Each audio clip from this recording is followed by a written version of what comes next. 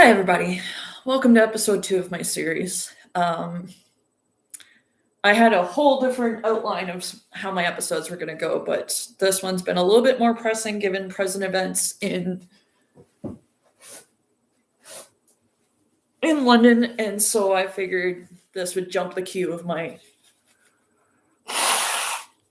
Now, this is going to tie into a few of my other episodes for a few reasons. This is going to touch on the modular shelters/homes video I posted in this series. And it's also going to tie in a little bit to my life story, which I believe I gave in the first episode, if I didn't do it in the updates one. But this should add some more context, and I apologize for not including all this context. Otherwise, those other episodes would have been days long. But this is why I broke it down, and I'm going to try and not make this super long, because I do want to have a very pointed discussion in this episode, as you can see from the title and the description. And I want to put it out there as sort of a disclaimer. This isn't me trying to attack anybody. This isn't me trying to push for things to be shut down or people to be taken out of their positions in any way, shape, or form. Because I understand I myself, as one person, do not want that power and do not have that power and do not wish to have that power. My only intention with this series, and especially with this episode, is to offer a perspective that isn't always part of the overall conversation for various reasons. And I think I'm going to have an episode devoted to that later on, but I'm going to tie into some of the themes for that episode in this episode as well. I want to say also that I have nothing but respect for everybody that is working on this crisis, whether I agree with how you're going about it or what you're doing or anything of that, of anything of the sort. Doesn't take away my respect for you at all. I want to actually acknowledge the hard work given the complexities of this issue and complexities of not only the homelessness crisis, but the overlapping of the addictions and opioids crisis, intermittent in that, and how much more complex and more on a spectrum that the homelessness crisis now exists on because of that. As I said, I do not wish to, attack anybody or imply that anybody's doing anything, legally wrong, because they're really not. I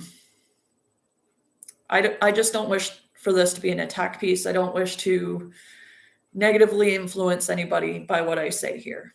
I hope I can be objective as much as possible while also being vulnerable and real about my own experience and the experiences that I've had, not only firsthand, but secondhand, not only through going with people that have experienced the things I discuss, but also through experiences that people have shared with me. Because that's a big misconception that I've always fought with, and I will get into that in more depth in this episode, I hope. But I just want to put it out there because I want to, nip that in the butt. I also welcome any kind of conversations that this prompts from people I either mention through their association with some of the things I'm going to discuss, or in any way, shape, or form. Because I'm always happy to have a conversation even if we don't agree. Sharing perspectives is better than sharing only one perspective. And I think that's unfortunately what's missing in the conversation a lot nowadays, is that there's only certain perspectives that are being welcomed and trumpeted and advocated, and whereas any opposing or opposite perspectives that are just different and don't intentionally mean to oppose anybody's perspectives, but just happen to coincidentally are dismissed and not given the same amount of importance and validity and, consideration when it comes to how we best move forward. And I think that my goal with not only this series, but this episode is to address some of the things that haven't been done right due to my own experiences of having to live with the fallout from some of them and other people's as well, but also an opportunity for me to provide a perspective on what could work and based on what I've seen that works personally and impersonally, and the struggle of getting to that point due to some of the issues not being acknowledged by some of the people that are contributing to those issues. And again, I don't mean that in an attacking way or anything, just I'm a straight shooter. I call spades spades. I have no problem being wrong, because Lord knows I'm not perfect. As my shirt says, we're all human. But I think that what I have experienced and what I have to offer in terms of my perspective, especially now after being on the other side of homelessness now and being able to, not really be an outside looking in sort of speak, but still having like connections to that life, to that experience, but also being able to further sit back and reflect on my own 20 years of experience and all the things that I saw and all the people I saw and all the, things good, bad, and indifferent that I saw. And just, this is what I want this series to be. Because this series started out as the hidden homeless, and that is exactly what I intend, because a lot of the things I'm going to discuss impact those that are not so visible in the unhoused community. And again, those voices aren't heard very often, because a lot of the times these people are couch surfing and are not connected to agencies due to not qualifying to be connected to agencies because they are technically housed.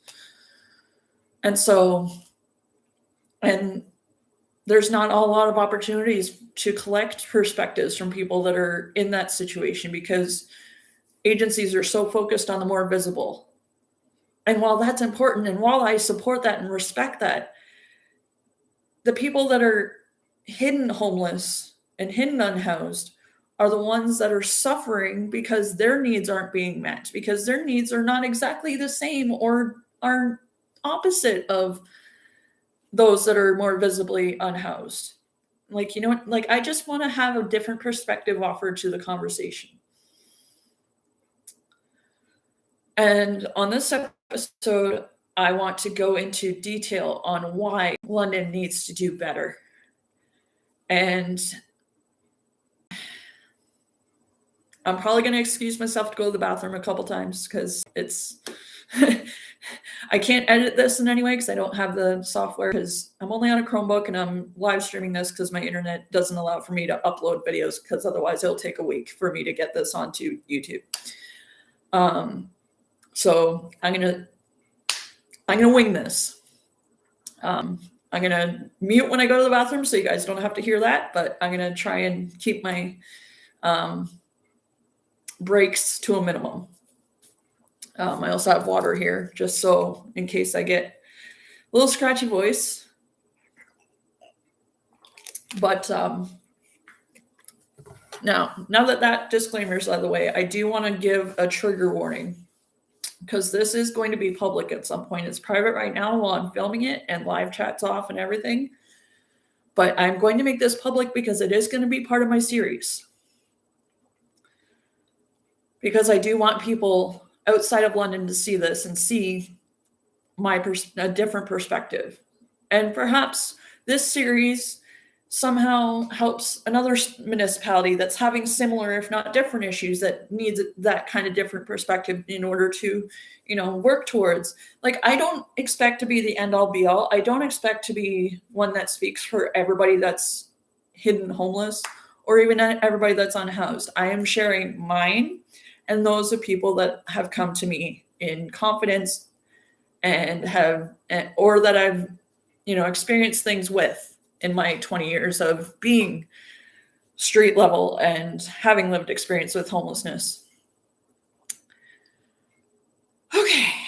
But trigger warning, there is going to be some language that is not safe for work or children. That's why I made this and not for kids. There's going to be some distressing issues discussed, distressing incidents, distressing realities, and some traumatic things discussed at times.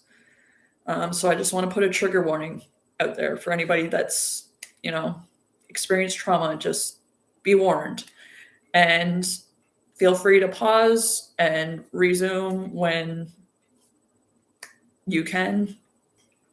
I'm going to try to be conscious of that throughout this episode, but I also can't help it at times. So I'm putting that trigger warning out. Now, what prompted this episode was, even though I'm plugged out of London politics, I still keep tabs, obviously. And I've just seen some of the discourse that's been happening on, not only social media, but in news media. And it's caused me great pause. I could have done this the other day when I first heard about it, and it probably would have been a lot more strong and a lot more frustration here. But I wanted to pause, reflect, and really think about what I wanted to say. There's been a lot of discourse between the city and local agencies on how to move forward addressing homelessness. And addressing funding, addressing reallocation of funding, addressing, where should the funding be going, etc. And I'm going to say straight up, I may imply in what I'm going to say that I agree with a counselor or an agency or an individual or this or that or the other. I'm not saying I agree with them. I'm coming at this from somebody that sees all sides and is trying to perhaps add a different perspective or a different interpretation of said side, so to speak. And I'm going to add as much context as possible because I think it's important as to why I feel the way I do about said perspectives. Now, let's go back 20 years. And I'm going to give some context now on how I came to understand the city's response to homelessness and what roles these social service agencies in London play. When I first moved to London 20 years ago, when I left home at 16, like I said in my life story, I left home at 16. And I think around 18, 19, I was given a bus ticket because the youth shelter in Stratford at the time was only for men. And obviously, contrary to some people's belief, I don't identify as male and am not a male. So that was back when Greyhound was still a thing. God, I miss Greyhound. Sorry. I was given a bus ticket and sent to London.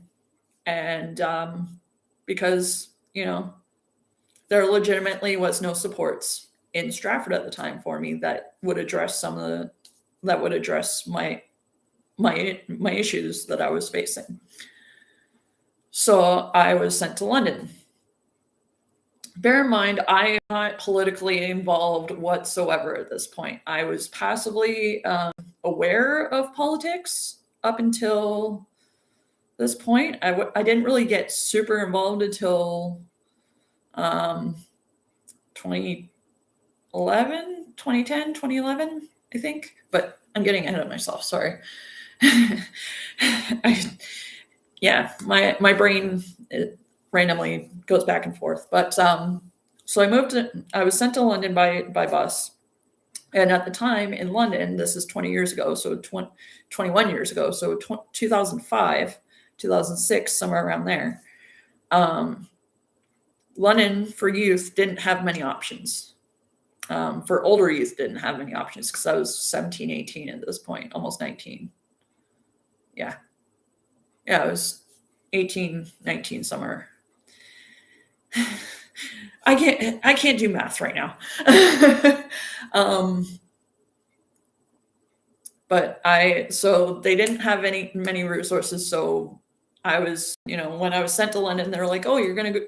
I was sent to London with a bus ticket that was provided by the Salvation Army in Stratford, through SAIL, Stratford Area Access to Independent Living, which now 20 years later is known as ShelterLink. I'm so happy they're still around. But again, sorry, sidetrack, back on track. So I was given a bus ticket and they're like, hey, Salvation Army is probably your best bet when you get there. And I was completely naive to, I had not paid attention to where things are at. I grew up very sheltered from the realities of homelessness and poverty. And I'm not saying that was necessarily a bad thing. I can understand why those decisions were made, even though I've come to realize I grew up in generational poverty. I was not aware of the realities. I was not aware of homelessness as a whole. Like I said, I was, in that way I was sheltered.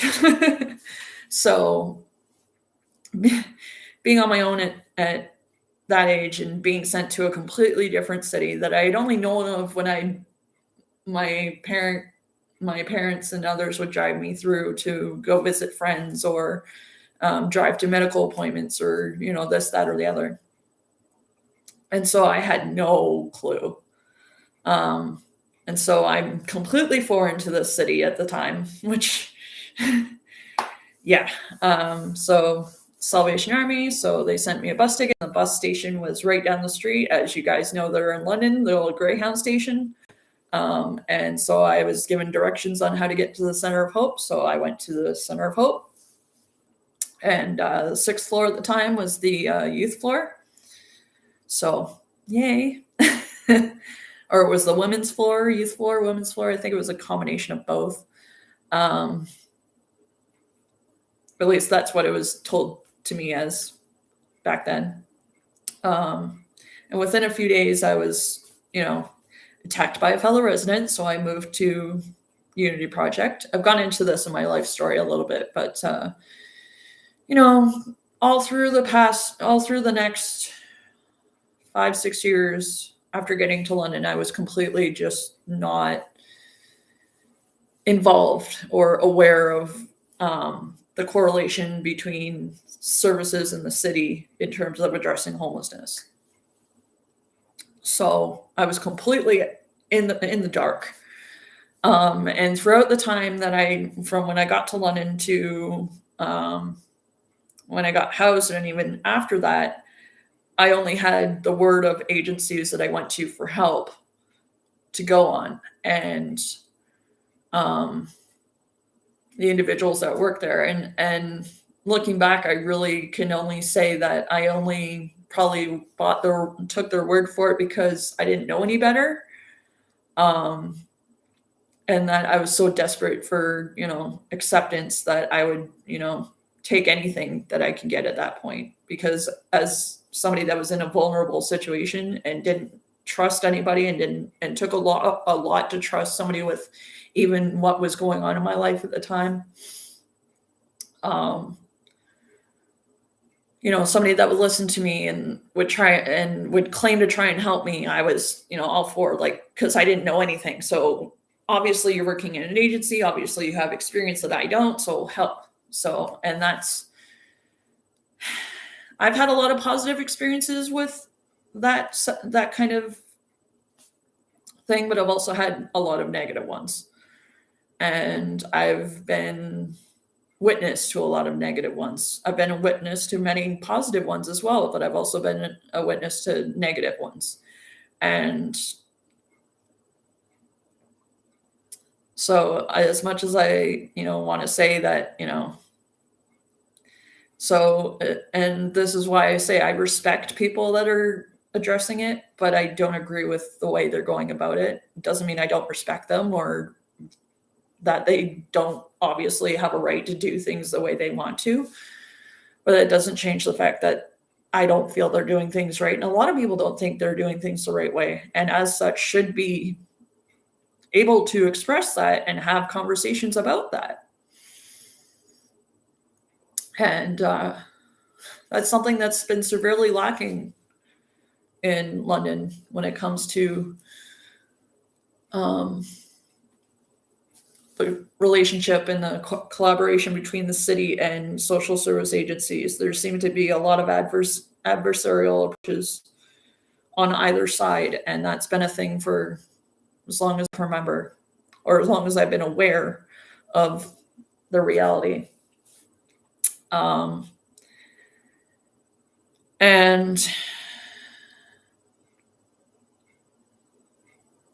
I started off having a very adversarial perspective on the city because I wasn't aware of some of the tactics that some of these agencies use, even to this day, to try and paint the city and society as the ones responsible for why things are happening and the ones not doing anything about it. And yes, I can see that to a certain extent because there are a lot of people in society and there's a lot of people at city level and other levels that don't seem to care and don't seem to be doing anything about it. But I also know from personal experience that that's a minority because a majority of society does care and is trying to do something about it. And that applies the same to city staff, to politics, to politicians in all levels of government. And yet that doesn't seem to be accepted as appropriate, as valid by these agencies. And I've seen this firsthand. So it's not just me, observing from the outside. I've seen it. I've seen people from the city try and work with some of these agencies and try and find common ground. And because what the city wants to do doesn't exactly gel with what the agency wants to do, that's where the disconnect happens. And I see that happening now. And it causes me pause. It causes me great concern. And I think there's a lot of factors that weigh into that.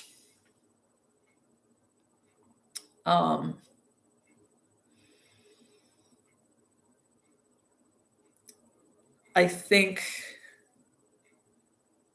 from my perspective and from what I've witnessed firsthand, a lot of these agencies seem to have the ideology that they need to disrupt the system to change it, rather than working within it to change it. And yes, in some ways, system disruption is necessary, but there's a proper way to go about it without harming other people.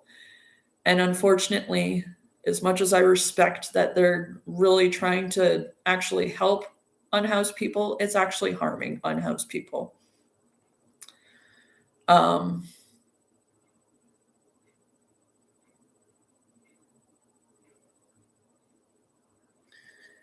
And another factor I think plays into it is the influence loop. And I'll give a specific example. And again, I don't mean this as an attack on anybody I'm going to mention. I respect everybody. I may not agree with them, and I may see problems with the approach, but that doesn't mean I don't respect them. I want that very clearly stated because it doesn't seem that people understand that just because I'm being constructively critical of things somehow means I don't respect them. No, quite the opposite. There's an influence loop that's existed between agencies, social service agencies, and some people have been deemed as experts by present city council, past city councils, and people that have been rewarded for their advising. And one very specific example, Abe Ootshorn.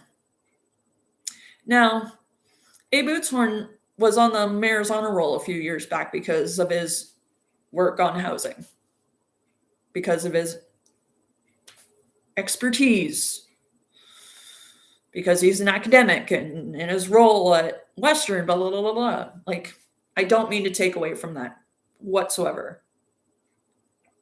I only wish to point out how problematic that is.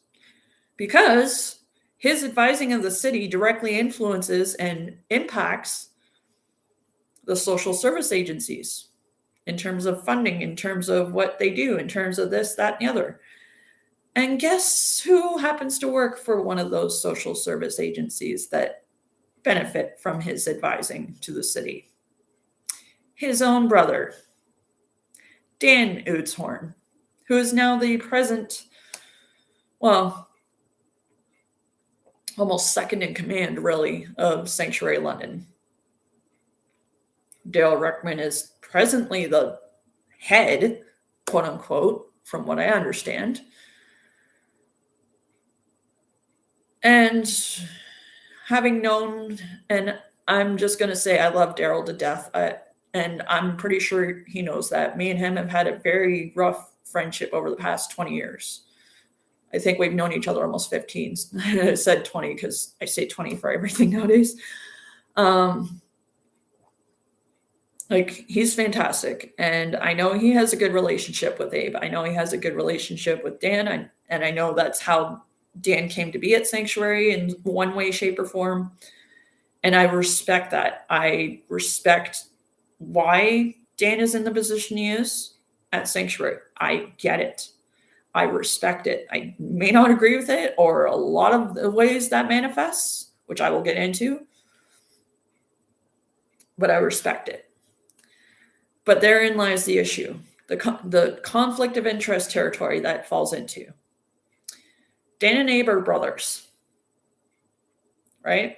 And you could almost do a 6 degrees of separation for a lot of these social agencies with all the connections and familial connections they have at each. And tie that to some of the connections and influences of experts and academics that are constantly, one of the vocal minority that, is against anything the city tries to do. Like I said, I'm going to try and do this as objectively as possible. But I think the conflict of interest territory has expanded into City Hall. And I think it's turned into more of a lobby group contest than anything. Because these social service agencies seem to lobby each other and these advisors into their loop, into their circle, to benefit them when it comes to advising the city on what to do. I'm sorry, but that's what it seems like to me. And having been on all sides of it, yeah, I'm going to call a spade a spade. We shouldn't be having that kind of thing happening in any municipality. Objectivity needs to be important when it comes to addressing homelessness. You can have lived experience, you can have expertise, you can have advisors, but be objective. And I know that's difficult because having a rapport with these agencies is important. I'm not going to dismiss that. Having a good rapport and a good working relationship with these advisors and experts and people with lived experience. I'm not going to dismiss the fact that that's important. But there's a rapport, and then there's a conflict of interest where the influence becomes more than takes away the objectivity. What I have seen happening in the past almost 10 years. Like, this isn't a new thing that this council is having to deal with. This has been happening for almost a decade now. And anybody that's been on council for the past 3 councils will have seen this. And it's distressing that this hasn't been discussed on an ongoing basis, or addressed on an ongoing basis, or just addressed, period. Like, let's talk about the elephant in the room and be done with it. Let's change what we need to change in order to prevent that from happening down the road, and let's go. Now, back to the Ootshorn loop, as I like to call it. And I went into this a little bit in an email I sent to council last week, where I discussed the problems with this Ootshorn loop, as I call it, and the overall influence loop that not only exists with the Ootshorns, but other advisors and experts, and it's everywhere. And it's not okay, because it's limiting the objectivity that is necessary. It is limiting the neutrality that is necessary. We can't just be buying one, allowing one perspective or one expert or one scholar or one academic to be or a collective of them to be dictating it. We need to be considering every perspective, every expertise, I understand that takes time, and you guys are trying to get things done faster, but in the long run, that's not doing anybody any good.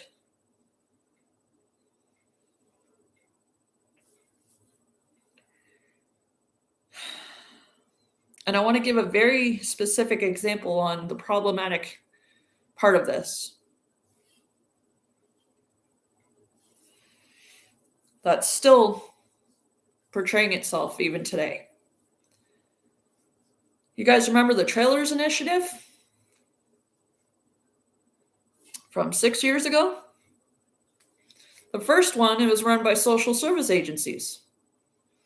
And the 2 trailers were located outside the men's mission and on Elizabeth Street by the train tracks before they built the Adelaide overpass. Thank God we finally have that. But I digress. I try and keep the mood light, okay? Leave me alone. But that was entirely based on their advice of wanting to keep things in the core and keeping things close to downtown and keeping the services and shelters and everything close to the downtown core. And what happened? What did the final reports from that say? Apart from the ones that these social service agencies submitted. What did those that were of lived experience, that were unhoused, that participated, that didn't go through the social service agencies and went directly to the city, which I know happened, because a lot of people came to me first before they went to the city, because they wanted to know how to articulate their thoughts more effectively. And I didn't know anything about their experience. I just said, here's how you do it.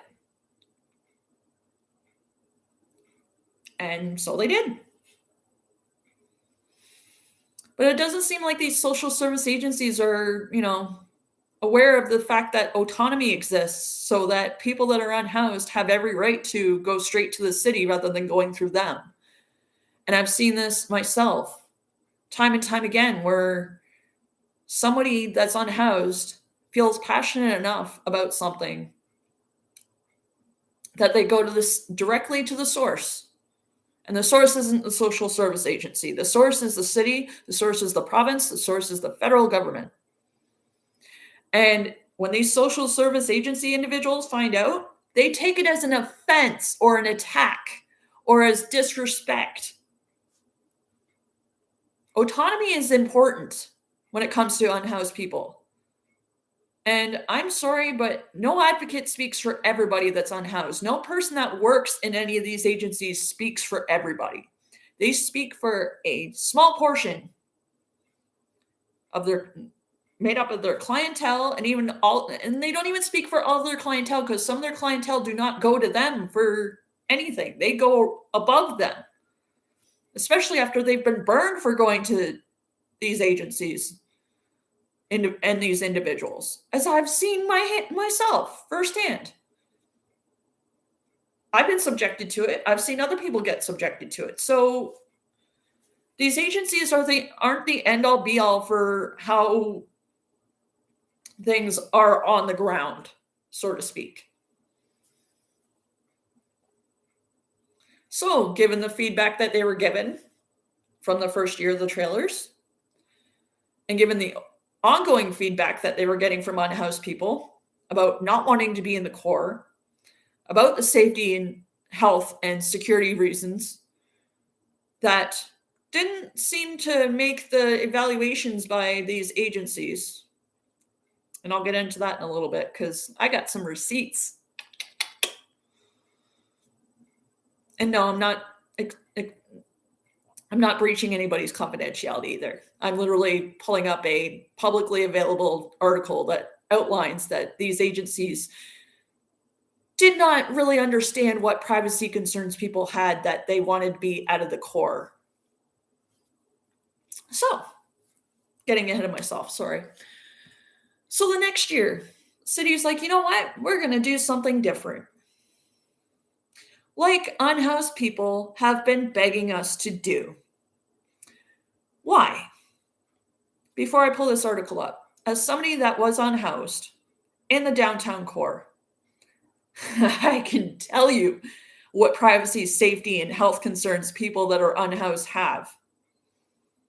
It wasn't the fact that if they were at a trailer at the men's mission that there would be tours or media or other people or city officials. That was the least of their freaking privacy concerns. No, their privacy concerns were that they couldn't do anything without word getting around to people that didn't need to know in the unhoused community, other unhoused people getting word from other people where they were. Now, why is that a privacy concern? If you are, I'm going to offer a hypothetical, but not really a hypothetical, because I've seen this situation play out so many times. And if you're an unhoused person and you remotely find somehow the courage to do everything on your own, not depend on social service agencies, not depend on anybody else, and just you have the strong will somehow or another, given circumstances, to try and rise above. You try to change your circle. You try to change your environment. You try to, push for something better, push for something different. If other unhoused people that for some reason or another cannot find that same will and find that same opportunity or push for that same opportunity, and I've seen this happen more than once, so you can't tell me, oh, she doesn't know what she's talking about, I don't know what she's referring to. Other unhoused people will see that and they will try and bring you down. They will try to discourage you. They will try to sabotage whatever opportunities you are trying to push for.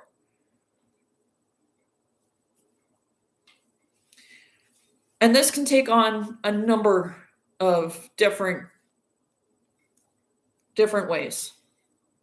If you're an addict and you're trying to push to get into rehab or detox or this, that, or the other, and you're doing it all on your own without any help from any social service agency, because either you've been burned by them and don't wish to access them, or you just want to do things yourself because it happens. Some people just find it in them to, you know what, I'm going to do this by myself. Why? Because I'm going to be proud of myself at the end of it. Say they find an opportunity to get into rehab in a different city or supportive housing in a different city, because it does happen.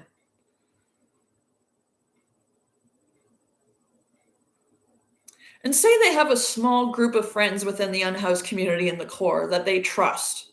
And this is not trust that's built over, just commonality of their situation. This is over time of spending time with them amidst the chaos, amidst being siloed to the same places, building somewhat of a camaraderie and a friendship with people. And say they have things in common, like they're addicted to the same thing. So they've probably used together, let's just say. And they've all shared together that, hey, I want to get clean. Yeah, me too. Yeah, I want to try and get into rehab. Yeah, me too. And this person even remotely mentions, oh, by the way, I have this opportunity to get into rehab. Now you would think regular people would be happy for this person and be like, you know what? Anything I can do to help you get there, I'm happy. That would be great if that happened. And yeah, sometimes it does. But more times than not, it doesn't. And those same people that you've earned trust with, that you've learned to trust,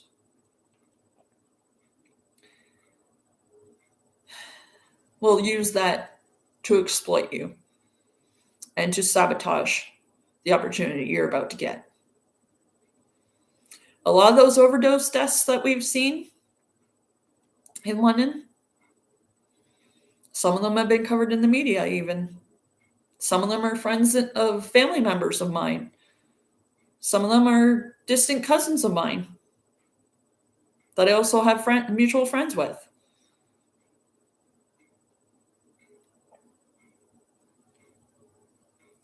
Those friends that you would hope would be supportive. Look at the examples of people in the media that were days away from going to rehab. What happened? They're convinced, or they otherwise feel that, hey, I could use once more and be fine. And it's not just them influencing them to say that. These friends, and many times, these friends will really go to desperate lengths to ensure they don't survive,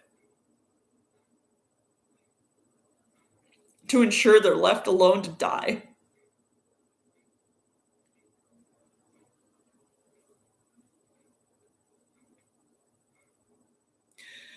And it's not just London that this happens in. See, when I do day trips, for those of you that don't know, I do day trips during the summer, and I would do solo day trips all the time.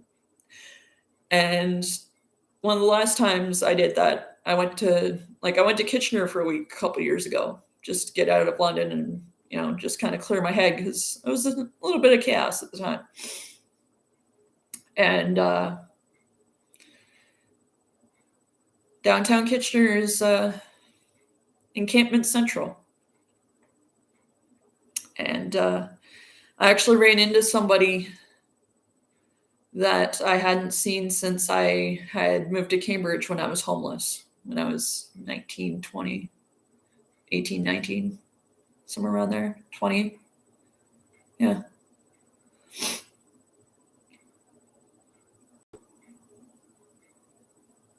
And I'm not going to say her name. Sorry. And we just happened to meet a crowd of people. And there was a few people I knew that, I kind of kept in touch with. This person I had, and I was so happy to see them. And I knew he had struggled with addiction. And he had tried so hard. Like, anytime I did hear, I would always ask about him to the friends that I did keep in touch with. He never had a phone or anything, so I was never able to really keep in touch with him. And I would always ask about him. And, we had fallen out of touch because, like I said, life went a little chaotic. And I just was so happy to see them. And it just happenstance. I was like, you know what? I'm in Kitchener, and I just happened to see them. I was so happy. And I know he had been in and out of different detoxes in Kitchener, different rehabs near Kitchener, and this, that, and the other. And a few times people that he was around would talk him out of going. And he had separated from a lot of these people and distanced themselves from them. And he recognized me instantly because I really haven't changed. My hair length and my hair color has changed, but I haven't. But he was like, Mel, it's so good to see you. How have you been? And I was like, oh, buddy, biggest hug.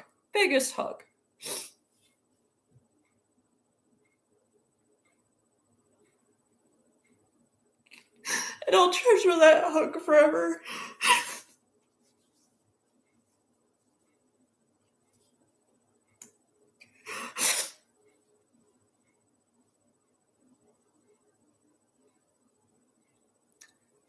And of course, the friends that I did keep in touch with are, hanging out with him because he was very by himself. But we were in an encampment area, so there were other people around. And he said, Mel, I think I'm ready. And I'm gonna do it this time. And he was, he was so happy about he had a spot ready for him at a rehab somewhere. I didn't really ask him for where it was because I wanted to not have it broadcasted to people that really didn't need to know. But he's like, yeah, it's a done deal. I leave tomorrow. He's like, I've spent today, giving my stuff away because I don't think I'll need it. Like, there's stuff I'm going to take with me, of course, but like, I'm not going to need my tent. I'm not going to, and he was such a,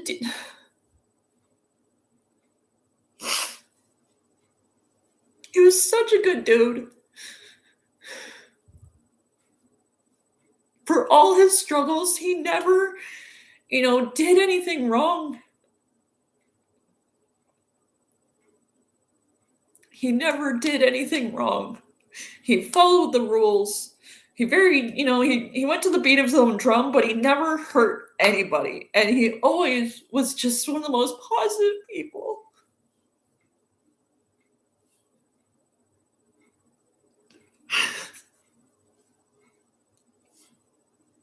And I was so happy that he was finally getting this opportunity. And I could tell he was serious about it. I could see it in his eyes. He was so happy. He was like, you know what? I'm going to do this because, and he was telling me all about it. He was so excited. And before this, he was never one, like when I first met him, he was never one to like be all giddy about anything. He was very like reserved, but occasionally he'd get happy about something, but other than that, he was very reserved. So I knew like it was genuinely something like, this is awesome. And so like, I was actually late getting to my Airbnb because we just sat there and chin-wagged most of the night. And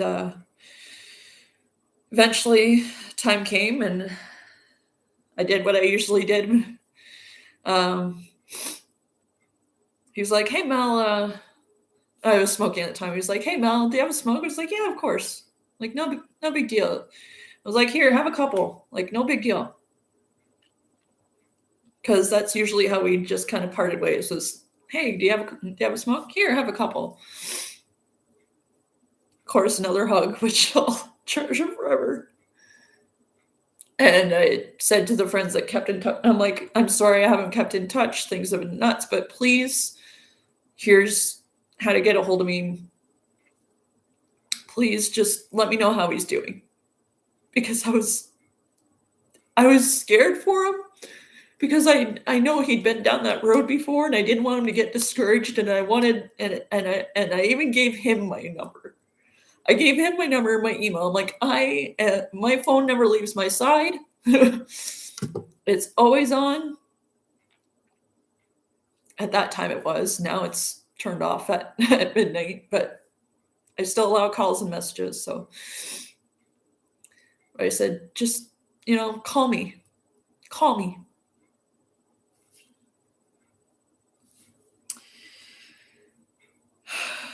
So I go about my week in Kitchener. I pass by the encampment at least once a day because it's in my travels, because I had to take buses. So it was in my travels, like downtown Kitchener. You can't escape it. And I knew he was, like, I even thought to myself when I was on the Ion towards downtown, because I was at an Airbnb in Uptown Waterloo, I'd head downtown to go, travel to the malls and such, and to Hamilton and Mississauga the one day. And I get on the Ion. I'm like, you know what? He's on his way right now. And I see the Via train. I'm like, he's on. I wonder if he's on that. And I'd see the go. I'm like, well, if he's not on the Via, he's on the go. I'm like, because he had to take the train. He didn't specify which one to go to where he was going for rehab. And he was clean. He had been clean a week. And he already looked so much better. I was so proud of him. So I go about my week.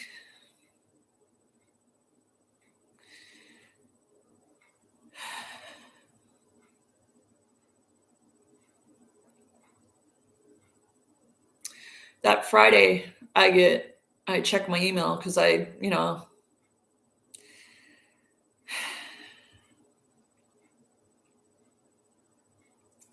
didn't think anything of it. I thought that, give him a week to kind of settle. And so I didn't really check my email. I didn't check my email very often. And if I did, it was just, at night. And I just, looked for, number of emails I had. And then I just like, okay, whatever. And I see an email in my spam folder that says to Mel and is to my email address. And it's not spam because it's from a legitimate email address. The subject line is, "Hey Mel." And all I read is, "He's gone."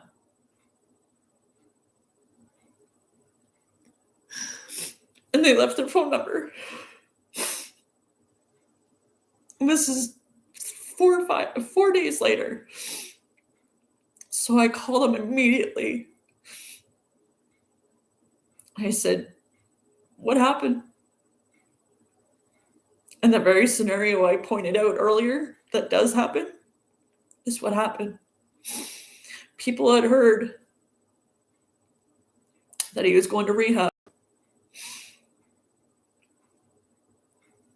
And he was very trusting. He took a while to trust you, but I think given that he'd been around, even just associating with these people for long enough, that he did somewhat trust them. And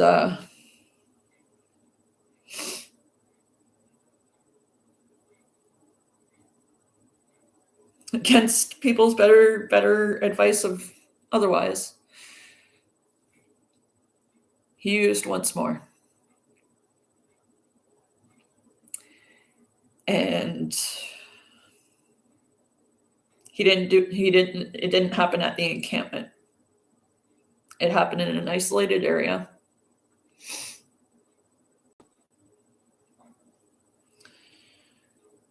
And wasn't until the next day that that his actual friends went looking for him, and yeah.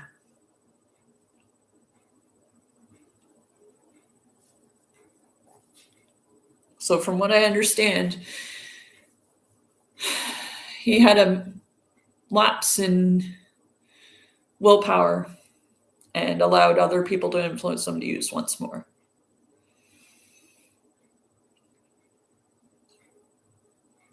And never got toxicology or anything back, but I don't think it was what he was probably told it was. So sorry to kind of be a downer, but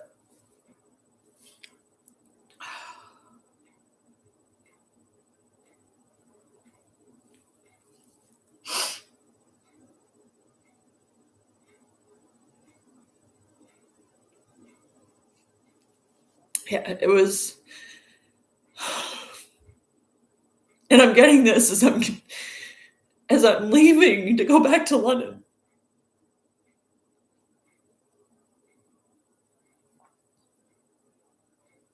Because my week in Kitchener had come to an end. Kitchener-Waterloo had come to an end, so I was heading back to London.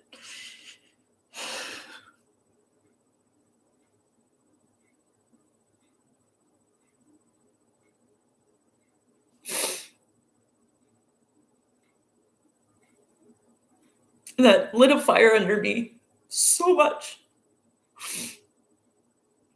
Because it continues to happen this way. And there's a lot of factors and a lot of people that I could be placing blame at. And trust me, I've equally tried to do that.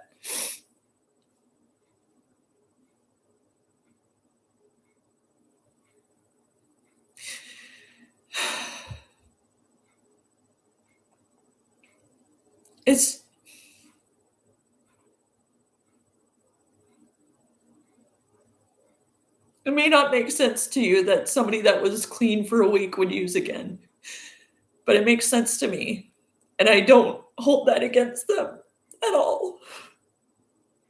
Because as somebody that's quit smoking nicotine for 6 months at a time, I can't judge.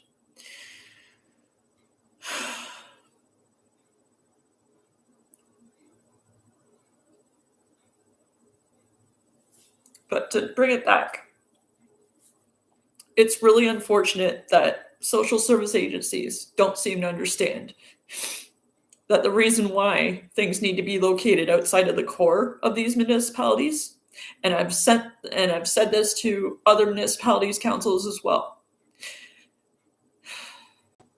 but it's especially true in London.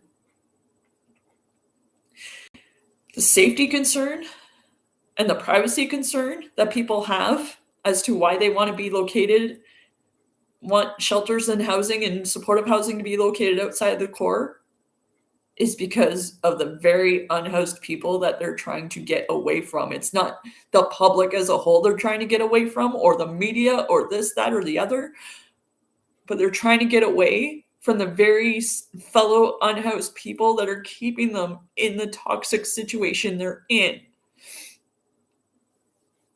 Because you have people that try and try and try again to get above their situation, and yet they're punished for it needlessly by other unhoused people out of what? Envy, jealousy? People will get a job somewhere, something to get them a leg up. And while everybody should be happy for them, a lot of other unhoused people are not, because they feel jaded or jilted because they're not being given that opportunity as much as they've tried. Well, these people have tried.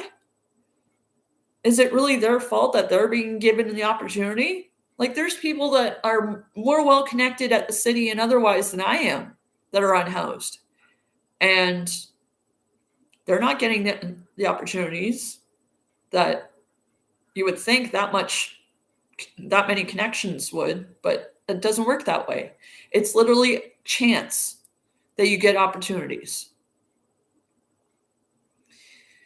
And if your chance and your turn comes up, other unhoused people are going to sabotage that for you. I've had so many times where people that I know that are unhoused have gotten jobs that are far away from the core. So, step one complete, get away from the core. But guess what? It's on a bus route. And where do most buses go in this city? They touch downtown or they transfer to one that does. So, guess what?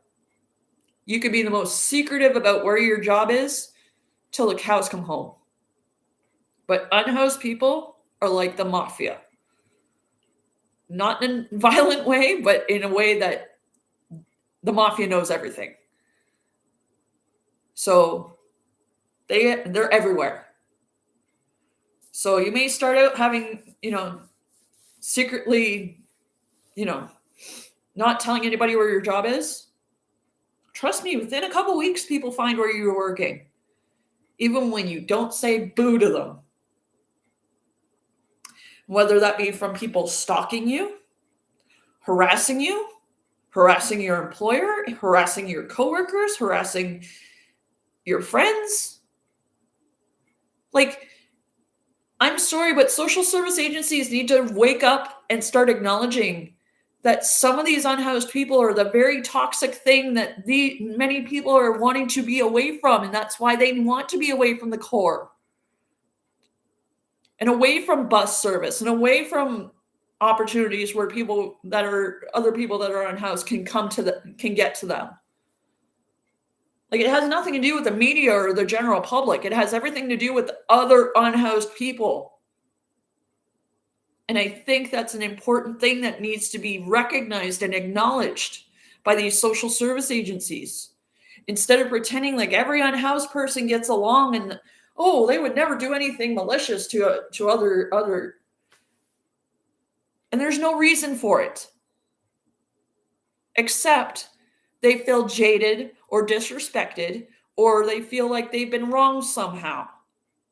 Oh, gee, why does that sound familiar? Oh, right, because every time an unhoused person commits a crime or makes a mistake or doesn't follow a rule or destroys a window or vandalizes something or sets a fire to the arcade, what is the first excuse and the first reason these agencies come up with? Oh, they're angry at the world. They're angry at society. They're angry at the city. Like, let's touch on that a little bit. Remember when there was a fire at the arcade? There is media where Sarah Campbell, I don't know what her last name is anymore, came out and said that that the person that said it was likely trying to send a message, even unintentionally, to the city about how disappointed they were with the response to homelessness.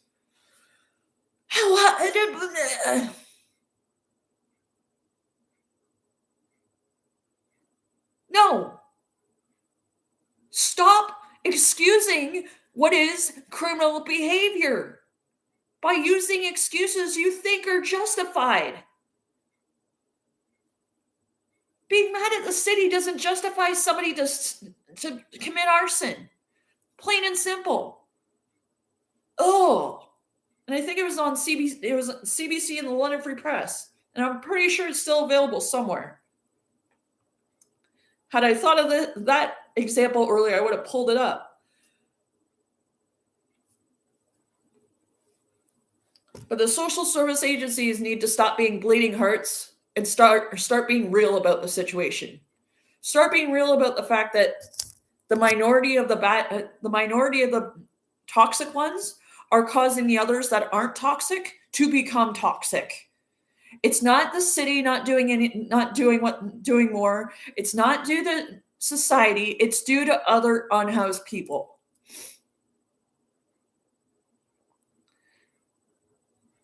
And yet, these social service agencies always seem to have a justification for why unhoused people hurt other unhoused people for no reason, except, they're upset. They're going through a lot. They're unstable. That's not justification. Nor should it be. somebody trying to better themselves is subjected to abuse by somebody that clearly isn't, and their behavior is justified. And then when that unhoused person that's victimized comes to you as a social service agency and says, hey, I expect consequences for this person because they harmed me, falls on deaf ears. Nothing's done about it except, oh, we'll talk to them. Oh, well, and the victim is met with, oh, well, we need to have sympathy and compassion for them because they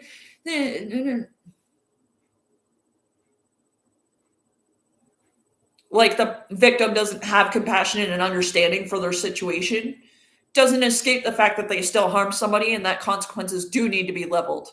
Because that's another thing that I have seen lacking is self-responsibility and self-accountability on the part of unhoused people being something that is part of the mandate of these social service agencies. Like, accountability doesn't exist. If you're unhoused and a social service agency sees that you've done something wrong, instead of holding you accountable and saying, hey, that's not okay, their overwhelming narrative is to pretend like it's okay, or to justify it like it's okay, or justify it somehow to make it okay. And they don't believe in consequences because, oh, it's only going to make the situation worse. Well, it's not going to make it better by not giving them consequences. It's only going to enable them to believe that it's okay to do. Like,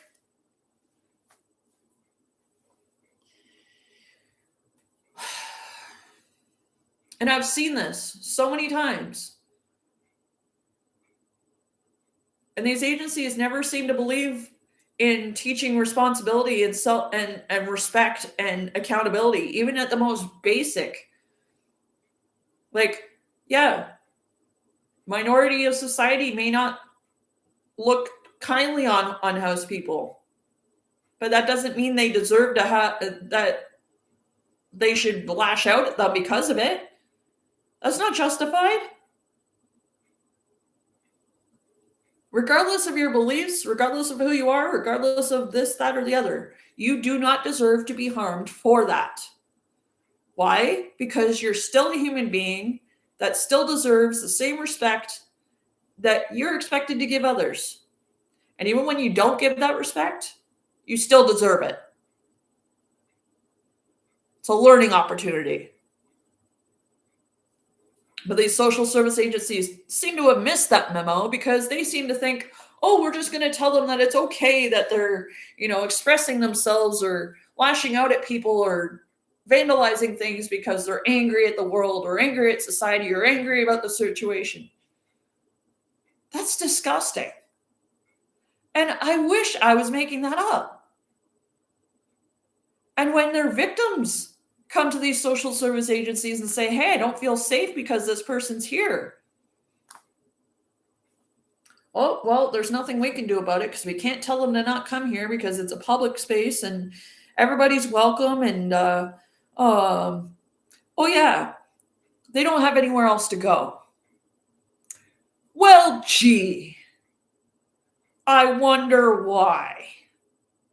And instead of taking that opportunity to actually teach the person that's victimizing people something and actually, guide them properly into not doing that thing ever again and actually giving them consequences that, teach them. Nope. But these social service agencies are also selective on who gets consequences and who doesn't. Been there, done that.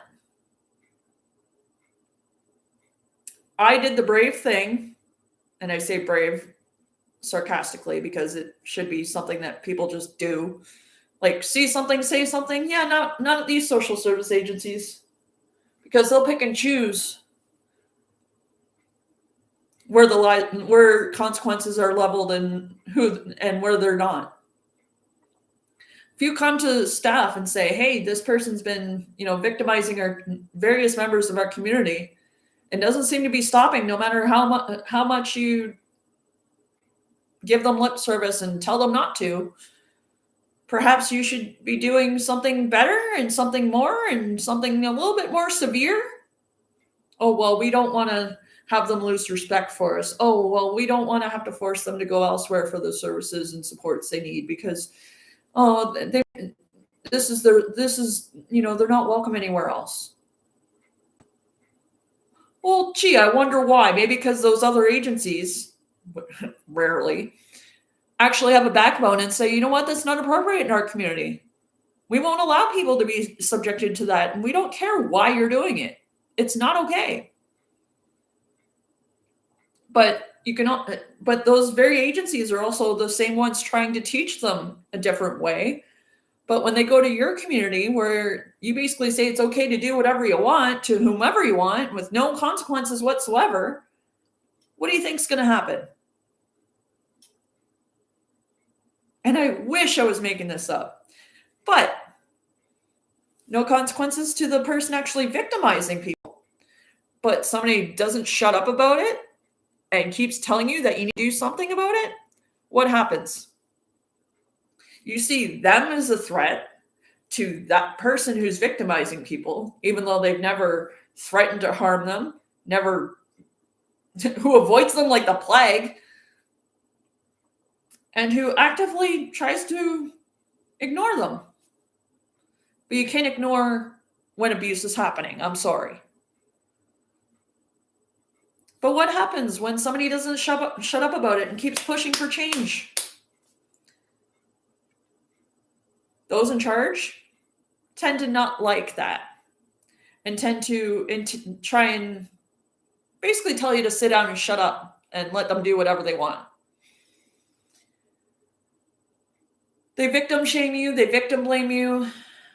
And this is even worse so when you're a victim of said person you're talking about. But they turn you into the problem. They make you out to be the person that's a threat to the community. And they do what they refuse to do to the actual problem and deal with it. And how do they deal with it? You're not allowed to come to our community for 30 days.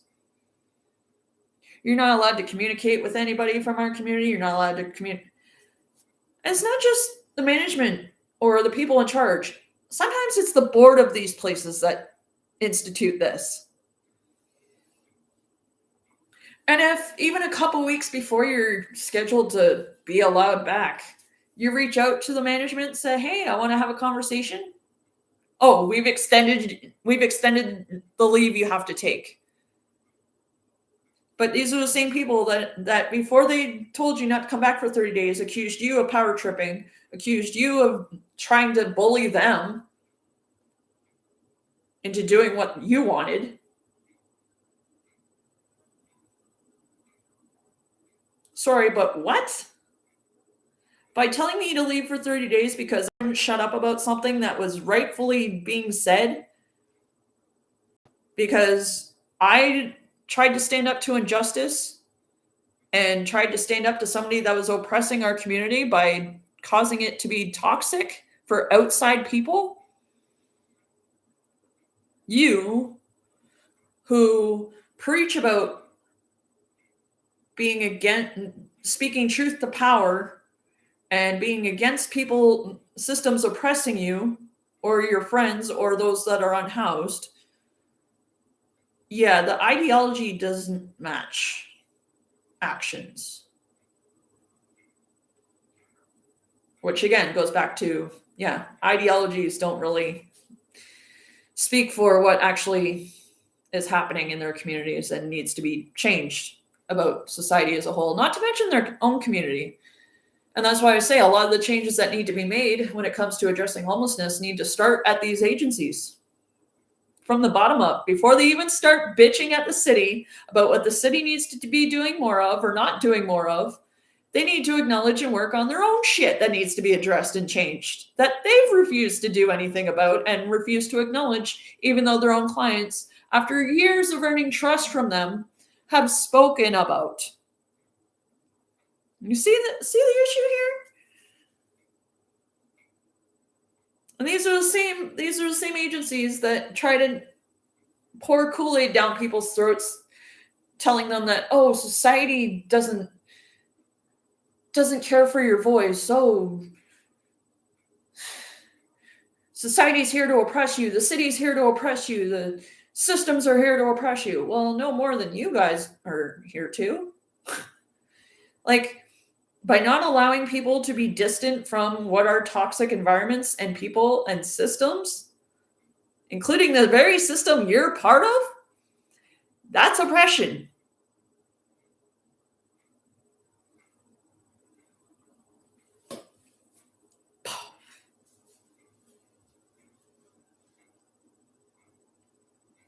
It's strange, isn't it? It's so strange. But yeah, like,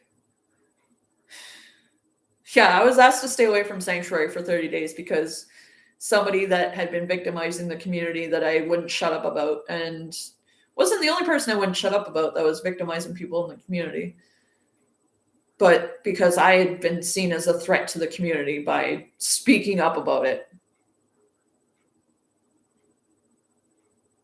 And because I had lashed out a few times. Verbally, not physically. But why did I lash out?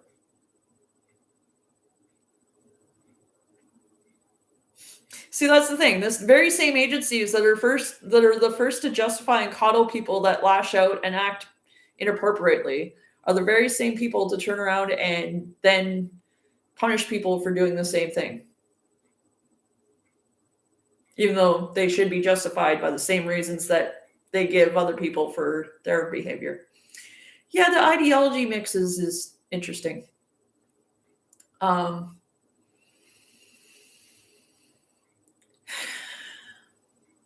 that was back when Gil Cleland was the head of Sanctuary London, who is now the executive director of Sanctuary Toronto. Happy for him. I just hope that the very same ideology he led and let Sanctuary London get to, he doesn't turn Sanctuary Toronto into. I hope there isn't more people that act in a sexual manner towards underage girls and members of the Two-Spirit LGBTQIA plus community that are able to do so without consequences being leveled. But here's the additional thing, and the additional thing I disagree with when it comes to Gil. As much as I respect him, still do.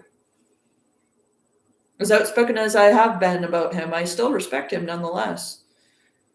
But his rebuttal for anybody wanting consequences was putting the responsibility on the person reporting said thing to go to the police. Talk about out of touch with how the justice system actually works for victims of crime, especially women, and especially without any actual documentation of video or photographs of this abuse and assault and harassment.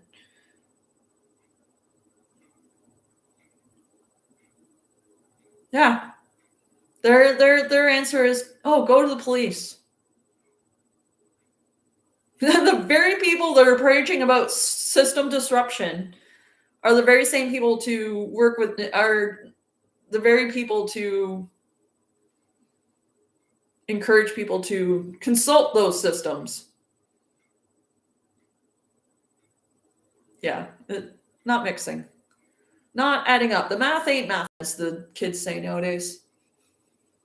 But yeah, hi Gail, because I have a feeling people are going to send this to you. And yeah, so, and again, it's not just Sanctuary London that this happens at. So, but with Dan being the second in command to Daryl, and given Gil and Abe had very similar ideologies, slightly concerning, actually more than slightly, and borderline conflict of interest territory when Abe is advising the city on how to address homelessness if it impacts and benefits Sanctuary London and the people that work there. Like he may not be getting financially paid for advising in a way that positively impacts Sanctuary London, but trust me, yeah, he's not getting any kind of gratitude or reciprocal kind of support. But yeah, Ute's horn loop of influence, yeah, that needs to be broken right away. Especially if Abe is not able to have objectivity when it comes to advising the city. And I say that as somebody who's tried to have several conversations with Abe, and it just seems like he steers it towards his own ideologies and doesn't seem to. He doesn't seem to like criticism very much from people with lived experience, which is interesting. But yeah, so going back, long story short,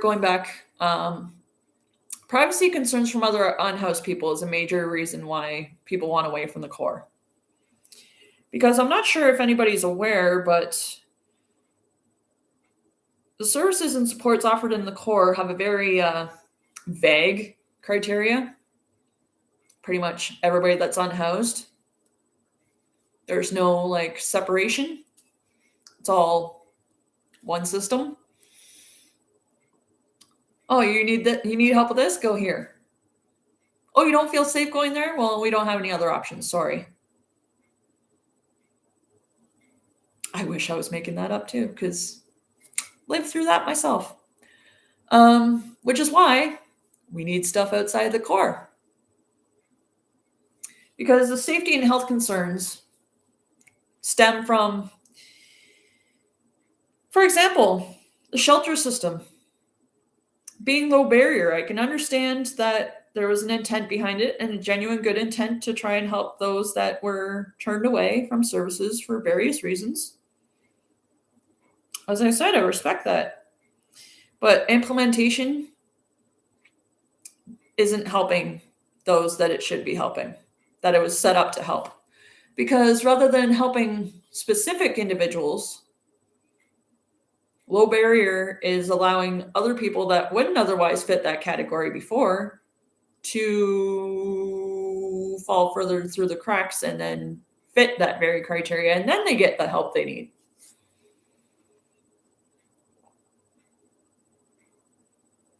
Not to mention having the Heart Hub located in, say, the Center of Hope, where it is low barrier and there's not much of a zero tolerance policy to be seen or spoken of when it comes to drug use being open and enabled pretty much everywhere on site without much. Oh, you get banned, but not for long, and not without coordinating with another shelter to go there. Where the same low barrier thing is happening. So you basically do the shelter shuffle, because once you get to the last shelter that you're allowed at, that you aren't banned from, they keep you whether or not you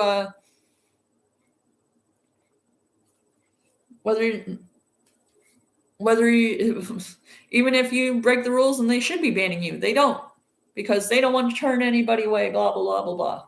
I get that to a certain extent. But therein lies the reason why things need to be located outside the core. Because if you had another shelter, say a dry shelter, that people that didn't get banned from these places could go to be away from the open drug use, then the low barrier wet shelters would be able to better help the people that would otherwise be banned from what were the dry shelters. So you'd actually be solving the problem while helping other people at the same time. Win-win. And This is going to be a long video. I apologize. And we've seen the resistance that having any kind of dry hub, dry shelter, dry housing, dry supportive housing, we've seen resistance to any even inkling of that being a reality. During the hubs plan,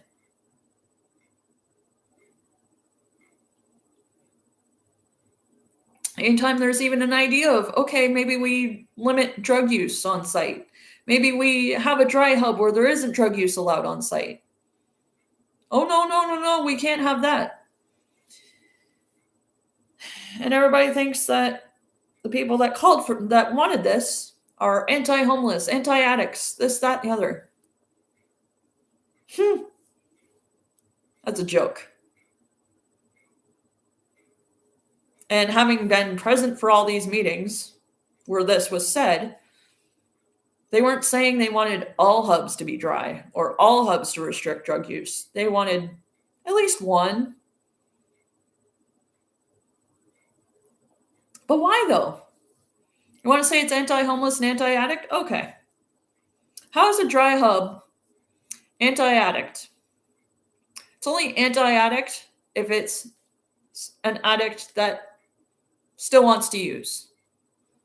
An addict that actually wants to give themselves a chance to get sober and to get clean would accept a dry hub, especially one distant from the core, which is why the heart hub being located inside the center of hope is problematic. But I've already touched on that in several emails, and I will touch on that again in videos in this series. But plopping a heart hub in the middle of a drug den is not going to change anything. It's not going to change how the entire building is run, because it's not going to suddenly become a drug-free zone. And even then, the heart hub, like, they've already softened the rules about the heart hub in London. Oh, well, we're just going to be understanding where people are at, blah, blah, blah, blah. And the same can be said for the modular homes and shelters, but I think they'll be a little bit more successful given the distance from the core, which means the people that actually want the help will take the opportunity to go to be distanced from the core, to get away from the very things that are keeping them stuck where they're at. Just like if you were to locate a dry hub outside of the core, people would probably go for it. If you were to offer the same amount of wet hubs as you did dry hubs, I think we'd be a little bit further along towards addressing homelessness and actually combating it, because you'd be helping everybody, not just addicts. And why do I say that? Because the low barrier shelter system as it is right now, and the low barrier social service system as it is right now, leaves those that don't do drugs, that aren't severely mentally ill, and that aren't involved with the criminal justice system and aren't always in and out of hospitals, that leaves them in the cold. Maybe not physically, but ideologically and literally does, because all the focus is going to high acuity people, which I respect. I'm not going to say we shouldn't be focusing on high acuity people. What I'm saying is we need to be equal. If we're going to address high acuity people, we need to address low acuity people. We need to stop choosing one or the other. We need to stop choosing only one and leaving the other to just suffer with the way things are.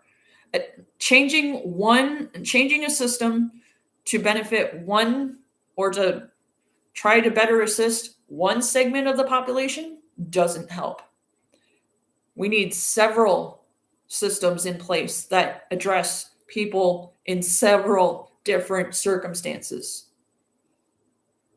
And yes, that includes having things outside of the core, because, well, very, very validly, some people are able to function not well in the core and are able to just kind of, numb themselves in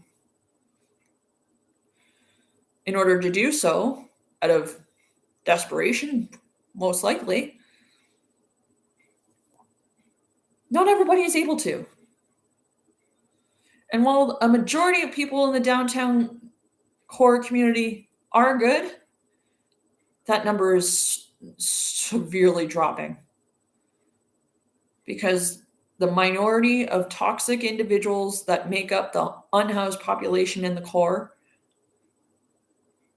are gaining more and more influence over the ones that aren't.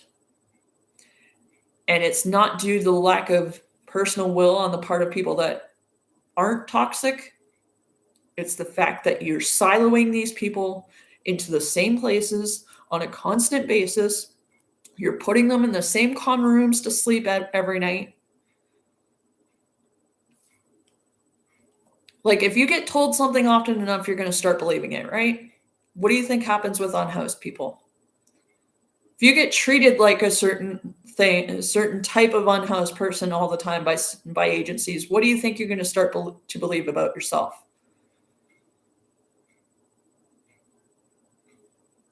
Again, these agencies need to do better. These agencies need to get off their fucking high horse, thinking they are the end all be all and they know everything that unhoused people need and blah, blah, blah, blah, blah, and realize that, sorry to tell you, you don't. There's a lot of things you don't know. And why is that? Because you either blissfully ignore what people try and tell you isn't a reality that matches your narrative. Let me clarify that. If an unhoused person tells you that they don't feel safe in the core, you make your own impressions and assumptions about why they're saying that. You assume it's because, oh, you're in the public eye, your media can just, no. They don't feel safe there, and they will tell you why they don't feel safe there. They don't feel safe there because the environments, the people, and the lack of actual stabilization offered. Because all you guys offer is passing the buck. You don't offer a single space where somebody can go get all the supports they need and be away from the very people that are keeping them stuck. And anybody that tries to even talk about offering that, or in the case of Mayor Josh Morgan, uses strong mayor powers to implement. And that's not even a new thing either. Let's go back to the trailers like I was discussing. The safety and privacy concerns that you guys claimed you guys knew all about. And that nobody had told you that they didn't feel safe in the core and that they wanted to move outside the core. Sorry to tell you, but... So, getting a little ahead of myself again. So, council says, you know what, we're going to have these trailers located after taking feedback from unhoused people asking to be moved away from the core, contrary to what these agencies believe. We're going to put them at golf courses. Not the best location. Pretty sure even they will acknowledge that and have. But they probably thought about, okay, city-owned facilities on site, like bathrooms, etc. And we'll have services provided to them where they're not having to depend on the complete lack of bus service in the case of those two trailers locations. But they had everything all set. They had, wasn't just we're going to do this. It was probably a discussion that was happening behind the scenes, but just because it wasn't in the media, we weren't consulted. Yeah, they probably consulted unhoused people. And not the tokenized ones that you like to claim you speak for. Not the ones that align with your narrative and therefore you incentivize and you promote the experiences of. No, they probably spoke with the unhoused people who got sick of talking to you and having what they say fall on deaf ears and went directly to the city.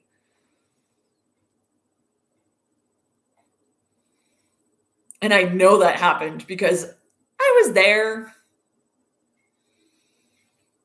Like, I would ask them, oh, have you talked to any of the agencies about it? Because I was genuinely curious. Now, keep in mind, I was housed during the trailers thing. So I wasn't, I was on kind of outside of the situation. But I spent a lot of my time accompanying unhoused friends of mine to agencies, services, etc., helping them connect with resources, including city people. I literally told them who to talk to at the city. I was like, oh, well, talk to coordinated. I don't even think coordinated access had been created yet, but manager of social services, talk to the mayor, talk to council, talk to the deputy mayor, which I don't think that was, no, it wasn't Sean at the time. Sean was just a counselor back then.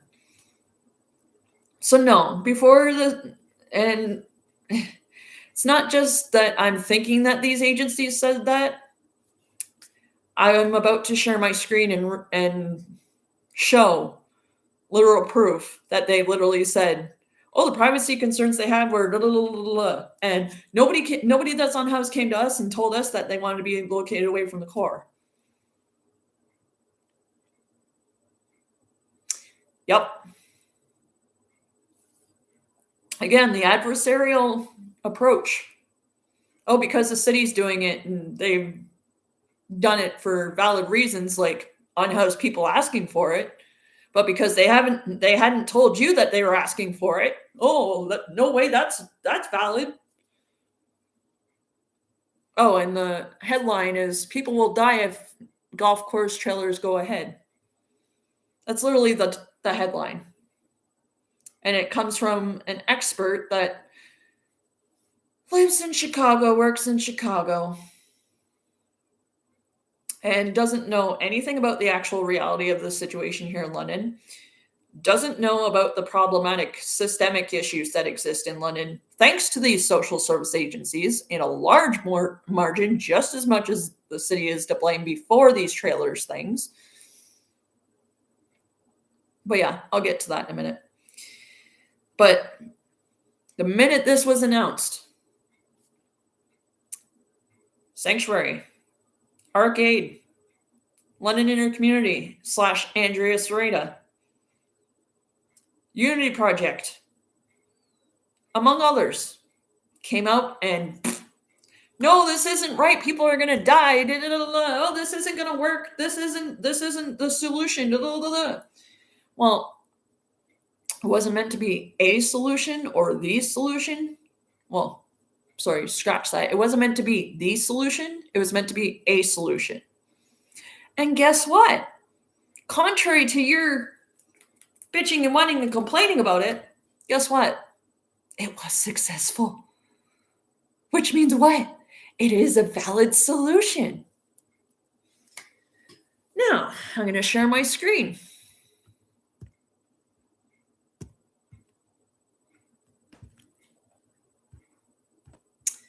I'm not sure how that. I hate my Chromebook because sometimes it does this too. And I'm going to, I'm going to put it in the description because you guys can read this on your own accord. But I'm going to point out some headlines, some highlights. See, they ran a day. I'm just going to read it for a minute. City Hall talked to them before deciding to put this year's shelter on 2 golf courses far from the downtown. Oh, wow. And despite what City Hall is saying, none of the residents of last winter's emergency shelter program expressed to them a desire to live outside the city's core, the 2 former on-site managers of the program told the Free Press. Oh, you mean none of the residents that talk to you, or none of the residents that you know of? Because here's the thing that people seem to forget about unhoused people. They talk to more than just one person. And they may share with you one thing and share their actual wants and needs with the city. And why is that? Well, gee, look at how you talk to somebody who speaks and begs you to change things. Okay. I don't know who the city spoke to. We were the people running it, and we were not consulted at all for this plan, said Dan Uzhorn, one of the two site managers of last winter's shelter and now a community outreach worker at Sanctuary London. So you weren't even working for Sanctuary London before this. Interesting. I have not heard from anyone, said Michelle Trebeck. And again, I love Mish to death. I love Michelle to death. But no, I disagree strongly. His partner managing the sites and also now a community outreach worker with Sanctuary London.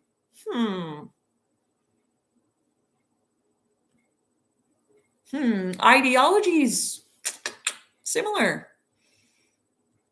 Living downtown or in Central East End is essential to the health and well-being of people experiencing homelessness and in shelters, the two said. According to you. And the unhoused people you speak to. For everybody that's unhoused. And I'm really tired of people claiming that implying that they do by statements like this. For a lot of reasons, people are interested in being closer to healthcare providers and services. When you're a pedestrian, it's a difficult situation to be on the outskirts when the services are more in the core. And that's where people's friends are, where people are connecting, and there's a sense of community and belonging, Trebeck said. Oh, how rose-colored glasses of you to say that. Because everybody that's unhoused downtown is such a great influence on each other. And wouldn't possibly contribute to why people want to be away from the core. No, because that would just destroy our narrative and ideology. Everyone I heard from in the community and said how important it was to be centrally located in the downtown core or the Central East End. I don't think anybody wants to move to the fringes of the city, Uzhorn said. It's unhoused? No. Supposedly that means that if they said what you wanted to hear and then turned around and said something that they actually wanted to say to other people, that suddenly the city doesn't know what they're talking about? Yeah. And I have it on good authority that a lot of the people that told you what you wanted to hear because of how you respond to people that don't tell you what you want to hear, that's why they told you what you wanted to hear. But they definitely told the city what they actually wanted to say. Last winter, faced with more than 100 people sleeping rough, a coalition of nonprofit organizations prepared a winter interim solution to homelessness, WISH. Oh, and what's the president one called? Oh, the whole of community response. Interesting.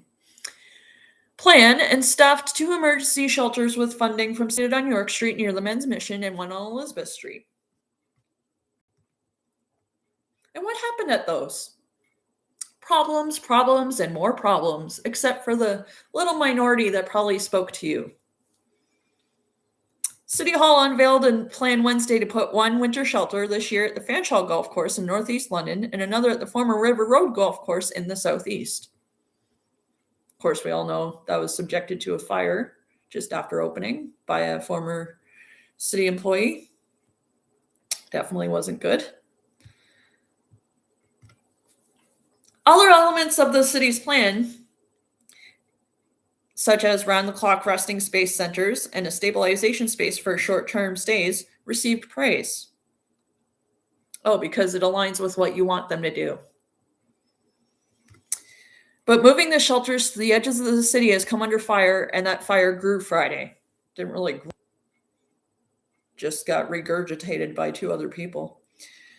Nani Brennan, a native Londoner, okay, so she is from London, who spent decades working in the United States, most recently as the head of Chicago strategy to end homelessness, which is nowhere near the same circumstances as London, contacted the Free Press in an uproar over the winter proposal.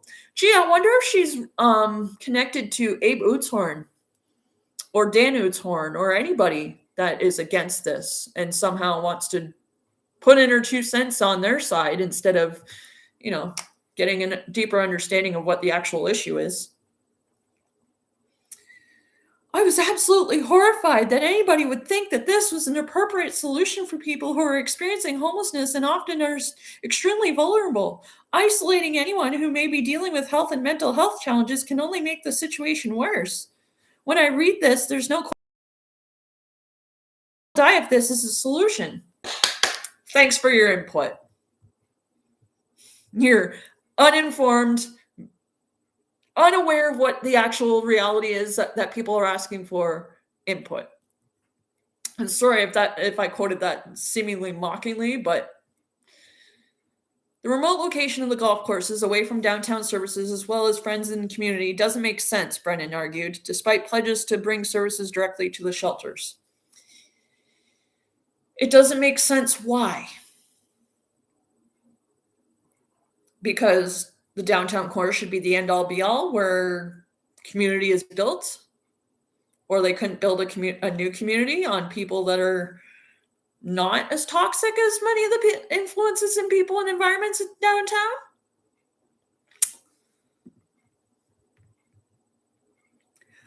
Why are you duplicating something that people should easily be able to access if they're in the city? I've worked all over the world and I've never heard of me. I've encountered a lot of ideas about how to solve homelessness.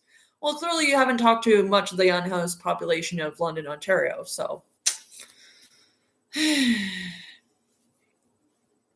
City officials said the WISH team was involved in the planning, but 2 researchers who evaluated the WISH shelter system, Jody Hall and Tracy Smith Carrier, why do those names sound familiar? Oh, right, friends of Andrea Serrata. Said Thursday they weren't consulted and the city didn't answer their request to share the evaluation because they're not obligated to. Good Lord. On Friday, Utzhorn and Trebek made it 4 leaders of the program who say they weren't consulted. You weren't a leader in the program. You were staff. There is a difference. Good Lord. But because these agencies are being given an opportunity to have their say, oh gee, I sparked the hunger strike. Oh, right, it did. But we'll get into that. City officials also said they spoke to homeless people who wanted to live away from the core for privacy reasons and promised to provide services on the site as well as transportation downtown. So they wouldn't be actually missing out on the services and community resources that you claim they would be. Interesting. It's misrepresenting the privacy concerns of residents, the researchers and the 2 former managers of the site say. No, it's not. 2 things can exist at once and both be true. People expressed concerns about the lack of privacy in connected trailers, and at York Street especially, we're worried about the exposure to the public, the media, and City Hall officials. Utzhorn and Trey. They express the concerns that you have. See, I've seen this more than once when it comes to Sanctuary London. They'll say that people in their community have expressed a concern, but it's actually only theirs. And if you actually take the time to speak to people that are a part of that community, you might hear that I'm not the only one that sees that. Especially if you want to talk to people that they don't instantly direct you to. Yeah, you might get a little bit of a more real perspective because the very people they don't direct you to are likely the ones that they have responded negatively to, who have shared the same concerns that the city has said people have.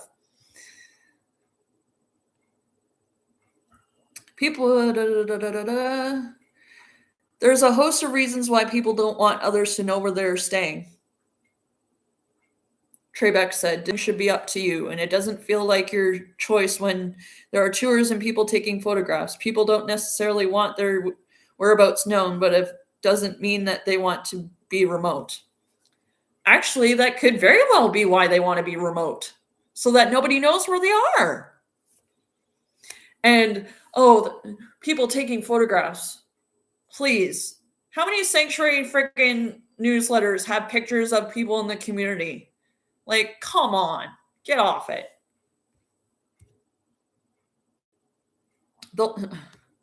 Oh, good, we're getting to Andrea Serrata. The London Intercommunity Health Center, which medically supports hundreds of people homeless or at risk of becoming homeless, provided a statement Friday that supported Hall's contention about the privacy issue. Oh, gee, I wonder why, because they're connected. Again, influence loop. We at Intercommunity share the concerns by our partners and Dr. Jody. Yeah, see? The influence loop. One person says it, they all say it.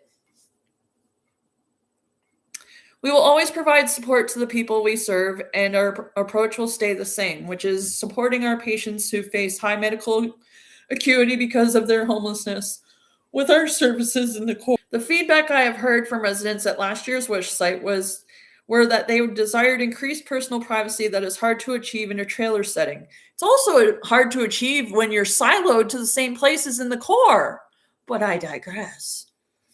I agree with Dr. Hall's interpretation of the privacy concerns as outlined in the earlier Free Press article. Apparently there was an earlier one. I have not heard anyone express to me that their desire for privacy meant living in a remote location.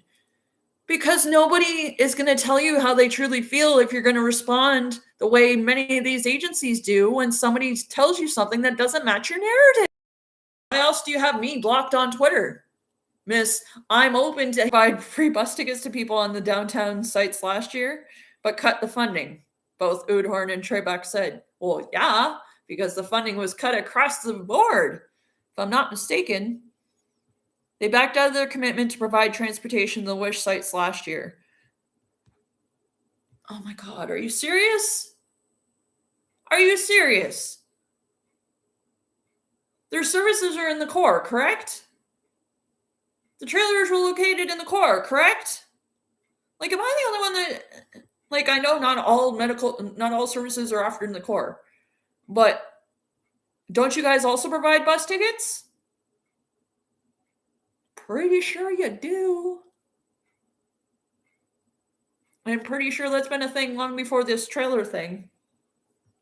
I've benefited from it, so that's the only reason I know.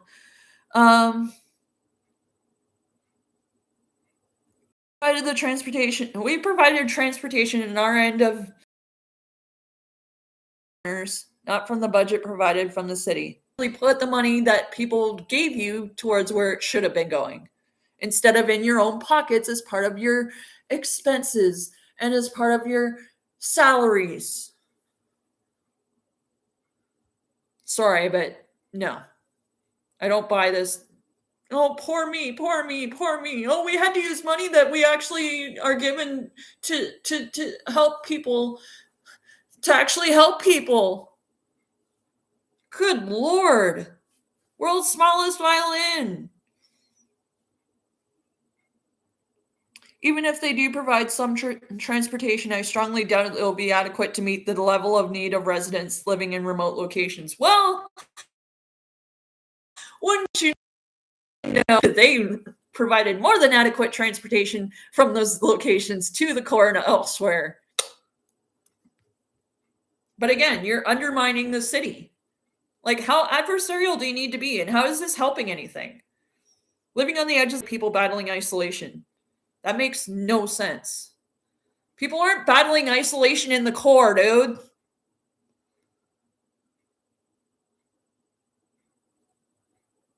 And it's also not isolated. Reports on site and elsewhere. So they're not, like, really, like, they just, we know that the solution for addiction is community. How can moving people to an isolated location, how is moving people to an isolated location going to do anything but further harm people and put them at greater risk of dying? Like, the present way things are is preventing people from dying, right? And isn't harming people. Like, do you guys hear yourselves? Ward 2 Councillor Sean Lewis. Hi, Sean. Vice Chair of the Community and Protective Services Committee. Sorry.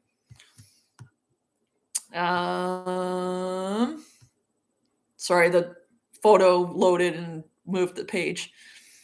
Back to proposal Friday. I think this is absolutely worth trying. I think there is a real opportunity to do things a little differently and to recognize is not working. Realized what they'd been doing was not working, and they were trying to do something about it. They were trying to do something better. They were trying to change what they were doing. And that's still not good enough for these agencies.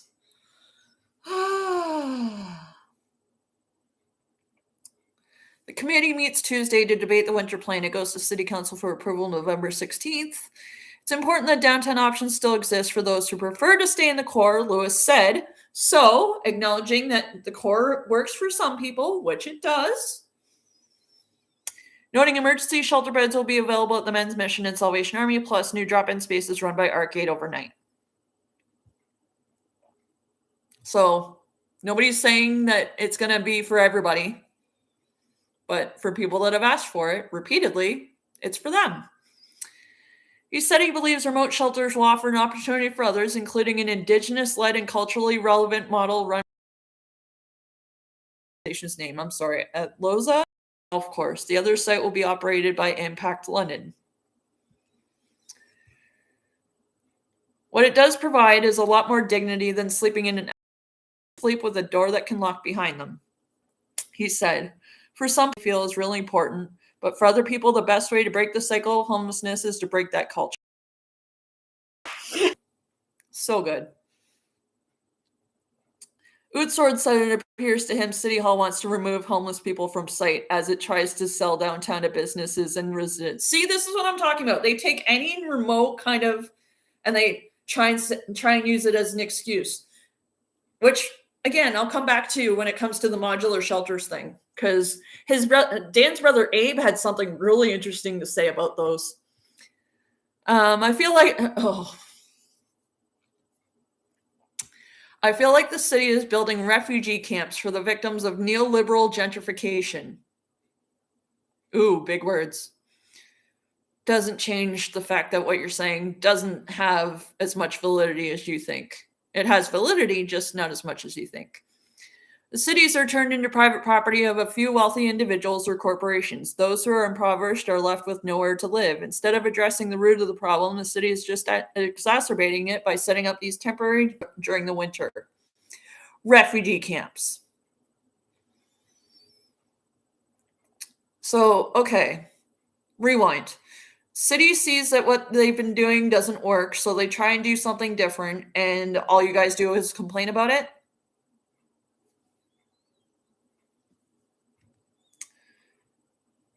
The neighbors around the Elizabeth Street site showed last winter they supported homeless people, Uthorn said. There were a few unhappy people, but there was a large outpouring of support. People made origami animals for their pillows, baked things. Little children wrote letters of support. It was quite beautiful, actually, he said. That's the end of that.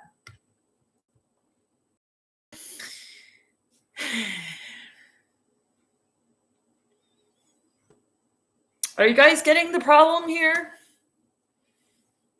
Are you getting the fact that it's not the city that's the problem here? And that's just the iceberg. It's already been 2 hours. I apologize. Now let's fast forward a little bit. Now, Josh Morgan was the budget chair back then. He wasn't the mayor. He was the budget chair. Sean Lewis was councillor for Ward 2. Josh, as the budget chair, probably saw the data and the reports about how successful the golf course sites were. And therefore probably saw, you know what, it was successful. Keep that in mind. And the report's probably public somewhere. If not, you can probably find it by reaching out to people. I don't recall how I came across it. I think it was on a public agenda somewhere for a meeting. But yeah, so keep that in mind. Fast forward to this past winter. Now I'm going to gloss over what's happened since the trailers. So after the trailers, the hunger strike happened. Because after the trailers, these agencies decided to all get together as one collective, claiming to advocate for everybody that's unhoused and stage a hunger strike. Because they didn't appreciate what the city was doing, even though the city had already acknowledged that they were trying to do better than they had before. And their basic demand was, let us have control over the response because we can do a better job than the city can. And to spare further chaos that comes with a PR stunt like a hunger strike, the city was like, okay, we'll meet you halfway. We'll meet with you. And it ended with the city handing over the reins of the winter response to these agencies. That was 3 years ago. Now, you'll recall in the article it said 100 people sleeping rough. 3 years later, that number is not 100. That number is way higher. Way higher. And this is after these agencies got control of how to respond to homelessness. And not just during winter, during the summer too. The whole of community response is not just winter. It's year-round. Same with the hubs, which came out of the whole of community response plan. 3 years later, what's changed? The only thing that's changed is the funding for present solutions run by these agencies. Arcades come online with some beds and some housing and what have you. Cool. But where is that all located?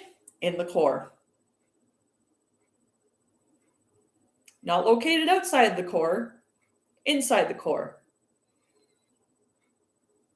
Which means an already oversaturated downtown core with services and supports and shelters for unhoused people that has already caused people to want a difference in location away from the core and a distance away from the core to get away from some of the people and culture that exist in the core when it comes to the unhoused population. And two things that have gone into the core that should have been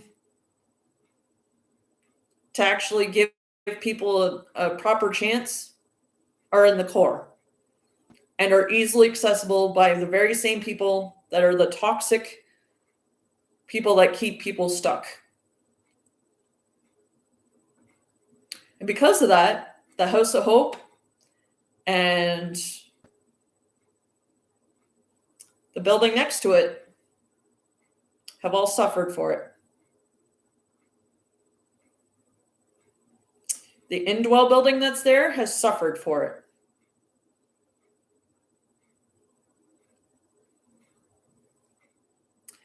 And if people really want to know why things need to be located so far out of the core, 122 baseline. There's a reason. 580 Dundas.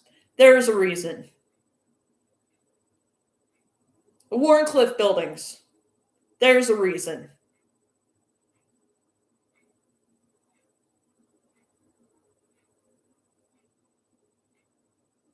And it's not a well-kept secret that these are problematic properties and problematic places. And it's not because of the people entirely. It's because of the environment and the ease of access to the core. So while it's good that, it's nice to have easy access to the core, but it gives ease of access to the core to the wrong people, to the very people that the people that are living in these places are trying to get away from.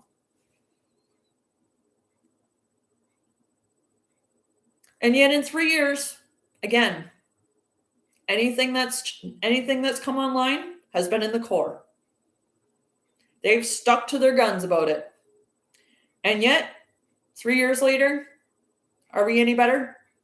No. And they weren't coming forward with any new plans. Actually, I think it was the city that was coming forward with some housing developments more than these agencies were. I'm very excited for the South Street redevelopment. But I'm concerned, though, because, again, ease of access to the core.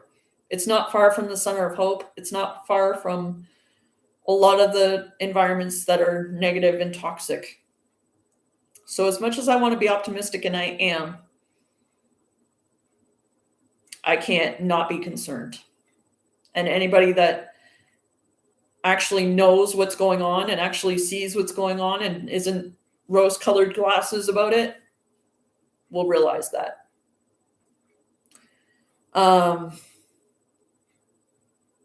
So yeah, 3 years later, nothing's changed. Agencies aren't doing anything really other than fighting for funding and just being adversarial with the city as per usual. Like the arson at the Ark that management at the Ark tried to blame on, tried to say was a message to the city. So that brings us to this past winter. The only plan any of these agencies brought forward was just a continuation of the Band-Aids that they've been presenting the past 3 years. No new projects for housing, no new rehab or detox options. Well, CMHA tried with a heart hub, but putting it right in the middle of the drug den is definitely not a good spot. And it's not like that's a hidden secret of why that's a problem, considering most CMHA counselors are probably among the many who spoke up about it, and not in a fun way. But again, falls on deaf ears. These agencies will do whatever they want because they think they know what will work best. Well, 3 years later, situation's actually worse than it was 3 years ago. But I digress. So, a few months ago, Mayor Morgan used his strong mayor powers to implement the modular homes and shelters. And yeah, I was a little skeptical. I am skeptical somewhat too, because, I mean, I can't not be. But I'm not skeptical for the same reasons that the very same agencies who were against the trailers are against these, including Abe Bootshorn, who has outspokenly tried to undermine the city about who's going to be running it day to day, like security, among all the other things that Dan and Michelle and other people said in the previous article. Basically paraphrase that, and that's basically what Abe and other agencies have tried to say. That there wouldn't be adequate transportation, that LTC service out there isn't the greatest. I'm going to agree with that because I've said that for years. But again, they're bitching before they look into things. They're bipping before they actually realize what is included. Like, do you really think Josh would have done this knowing full well that LTC sucks out there? No. Am I kind of silently hoping that perhaps LTC uses that and improves service to that area? Probably won't, because trust me, we've been begging for better service on that route for 20 years. And that's an industrial area where people work and need to get to work. But I digress. I could go into it about LTC, but I'll refrain for till maybe in a future episode, or maybe it's a separate episode. But all these people, without actually knowing the details of the plan or what it entailed, these same agencies, these same people, just started barking. And what's worse than that is they convinced others to do the same. Jane Sims from the Free Press took their barking and passed it off as if it were factual in her article, and then held a Q&A about it without actually fact checking like journalists are supposed to. And I appreciate Jane. I enjoy reading her columns, and I've written to her and added some context.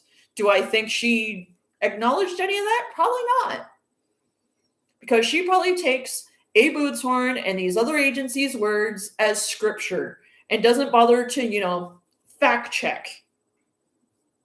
Because not once in that article did she mention, "Oh, I spoke to city officials about what it entails."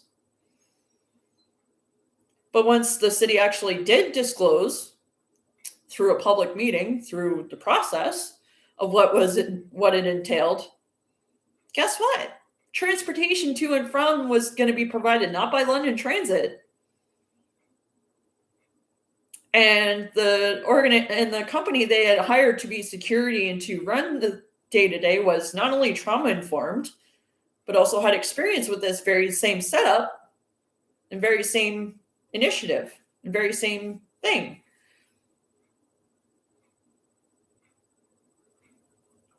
But again, nobody held these people or agencies accountable for speaking out of turn and being so absolutely abhorrent in the way they approached it.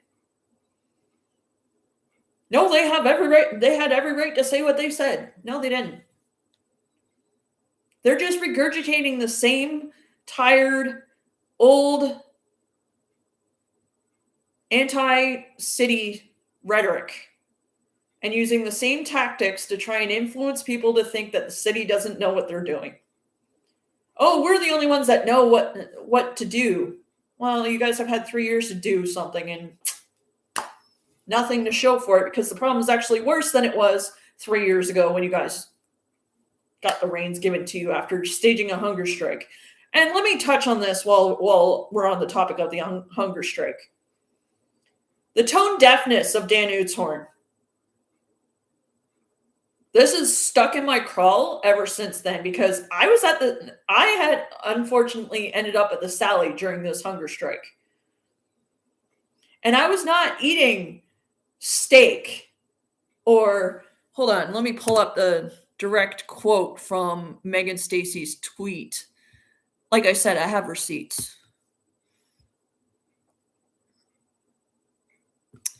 Downloads.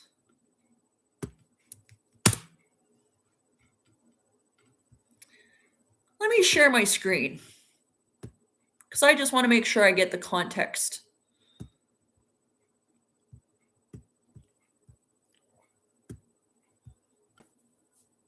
Read that. He was waiting to eat, but he said he'd be starting with soup. Have to do small portions after 4 days of no solids. A bacon double cheeseburger, ribs, wings, and maybe an all-you-can-eat buffet.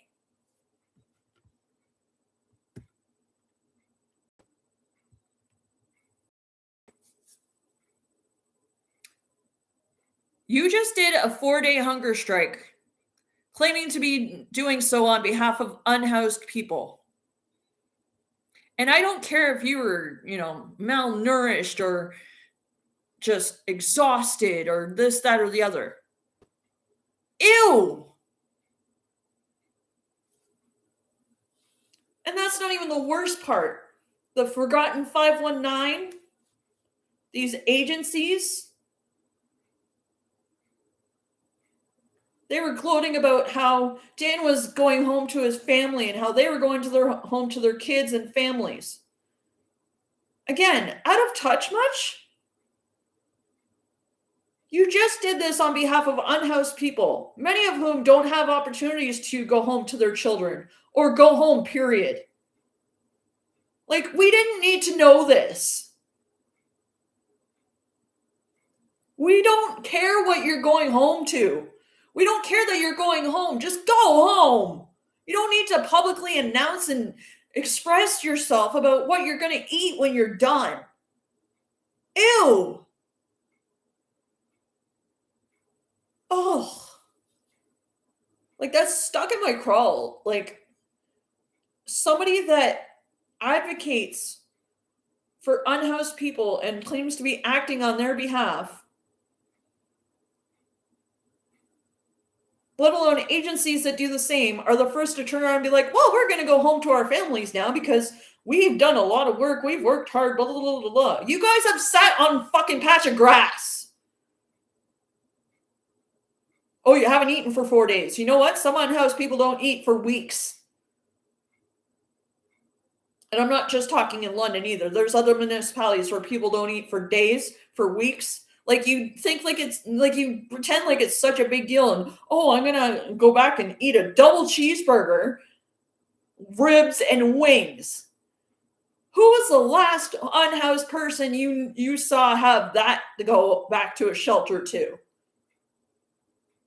Or an all-you-can-eat buffet? Like, ew. Like, ew. And there was no acknowledgement or apology for the tone deafness of that, by the way. And of course, bring this to their attention, they block you. It's disgusting. Sorry, but it's disgusting. But anyways, back to the modular homes and shelters. So Abe almost, quite frankly, tried to say it was an episode of NIMBYism to put the modular shelters out by the 401. And see, as somebody who's dealt with NIMBYism my entire past 20 years, I can see where he's coming from to an extent. But at the same time, it's not because of NIMBYism that those are going so far away from the core. And again, these agencies are so full of their own shit, they don't realize that, oh, there might actually be a valid reason for this that has nothing to do with the assumptions and negative implications that we offer. We might not actually know everything. Oh my God. But this is where we're at. And then when council wants to do something different and reallocate funding for things to better align with the contract that they signed initially, these agencies freak out. And not only do they freak out, they lobby other councillors to freak out about it too. Dave Ferreira, for example. Well done on rage baiting on social media there, bud. Oh, they're trying to...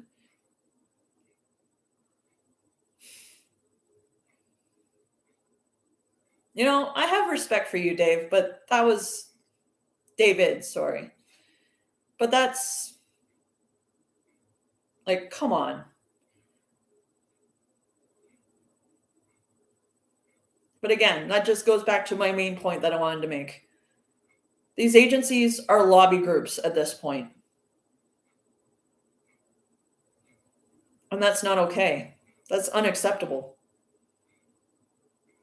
They are not-for-profit organizations.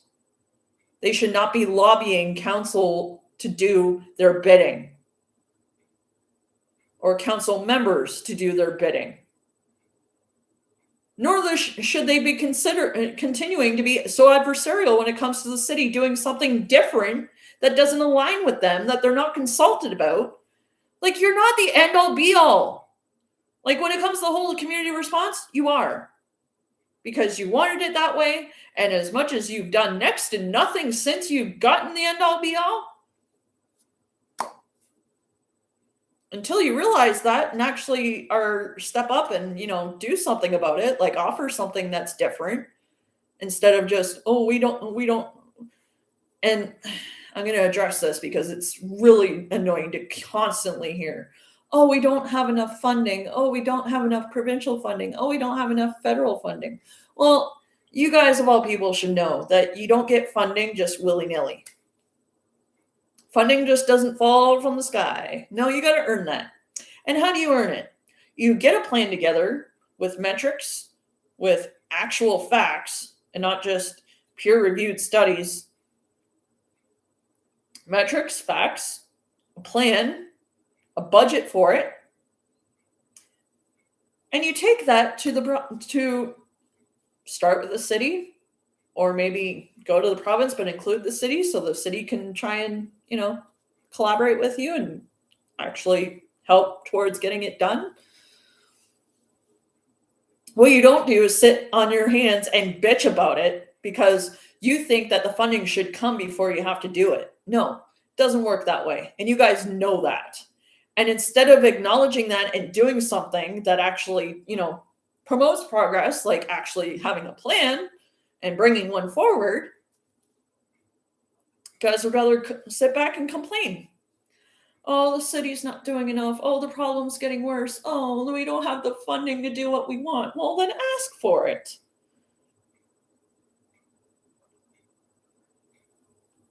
Like, the city is limited on its resources, but federal government has a say. Provincial government has a say. So maybe start going to them. If you're going to lobby people, do it for the right reasons. Do it because, and I wouldn't even call it lobbying at this point. It's just doing your jobs. But your job is not to influence councillors to vote a certain way based on how you think or how you want them to, or intimidate or incentivize them to. And if council doesn't vote the way you want them to, do not bash them or shame them for it, because that doesn't help anybody. Like, again, part of the problem is these agencies and their approach to things.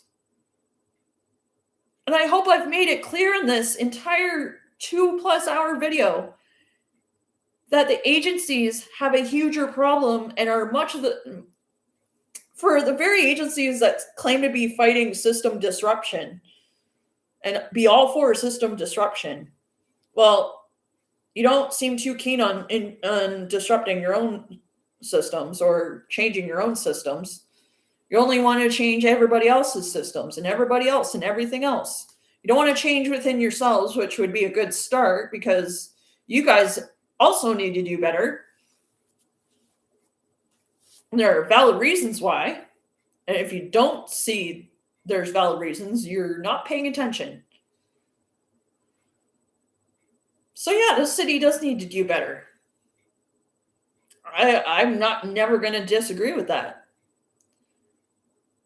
But the agencies aren't really helping them or really allowing them to do much better, because guess what? The city doesn't have a say when it comes to whole of community response. The entire homelessness response is not city-led anymore. It's agency-led. So maybe these agencies need to be bringing stuff forward so the city can actually do something. Because the city's only role is to approve or deny what you bring to them. So maybe bring them more plans. Maybe think about different alternatives. Maybe actually listen to the unhoused people that you don't like listening to because their experiences and demand and requests oppose your narrative, your desired narrative, and your ideology about the situation. And these are the same agencies that are always talking about, oh, people with lived experience need to have their voices heard. Blah, blah, blah. Yeah, no. You guys are hypocrites, because there's only certain people of lived experience whose voices you trumpet and actually promote. And they tend to align with your very same ideologies and narratives, because if they oppose it, no. You try and censor them, you try and omit them, and you try to oppress them from speaking their mind publicly or otherwise. So yeah, sorry for the length of this video, but I did kind of warn you it would kind of be a long one. It's a deep dive, so deep dive's going to take as long as a deep dive's going to take. And I noticed I haven't taken a swig of water in a while, so.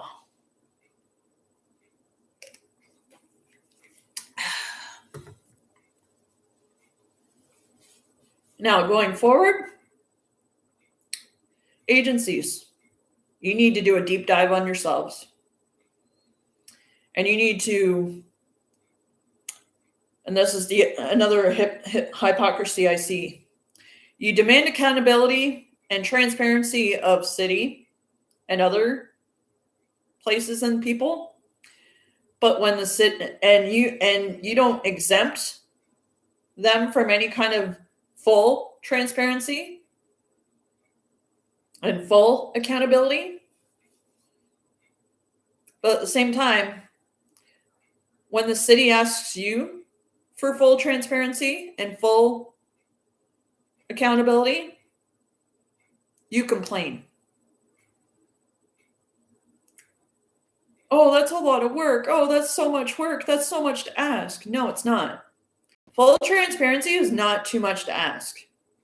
Full accountability is not too much to ask. So when a counselor holds you accountable by being critical of you, whether or not you agree with them, don't send your frickin' supporters on them. Do not, like, this mob mentality needs to end. I'm so tired of it. And I've been subjected to this mob mentality by being a person with experience that dared to speak up and speak out about agencies based on my own experience.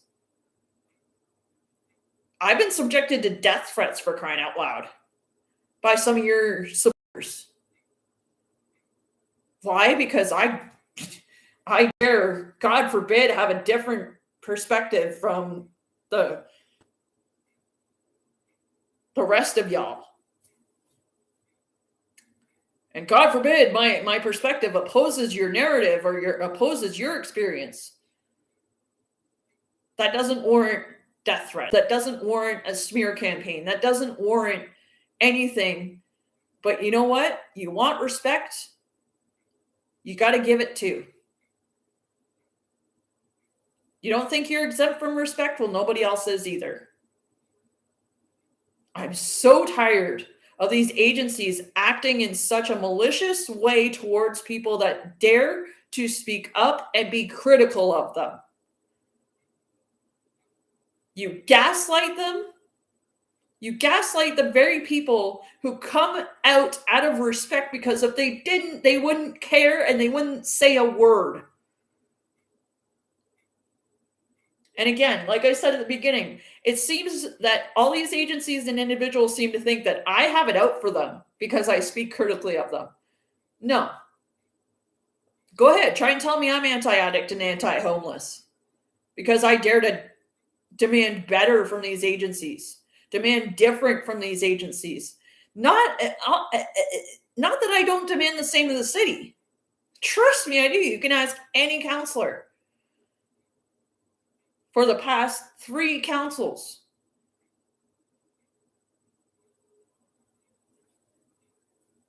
But the mob mentality and the smear campaigns because somebody wants to do something that doesn't jive with you is unacceptable.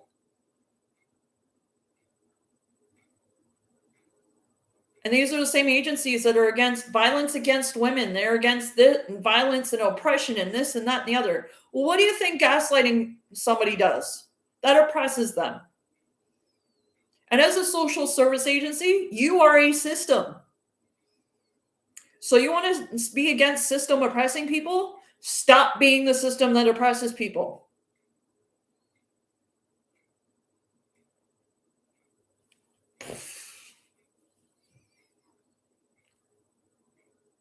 And you want to talk about speaking truth to power? Well, have respect for when people do that to you. Because you have power, contrary to your belief. You may not want to have power. You may not want to realize you have power, but you do. And you can see that by the fact that you have all of the control over how the city responds to homelessness. It's not the city that has a say. They don't even have a seat at the fucking table because you fucking pushed so fucking hard. It's not a victory that you got it. It's proof of how toxic you guys actually are. Rather than collaborating properly with the city and giving everybody equal footing, you'd rather have a power imbalance. And these are the same agencies that are against power imbalances and want to fight power imbalances. Well, you've basically given yourself one.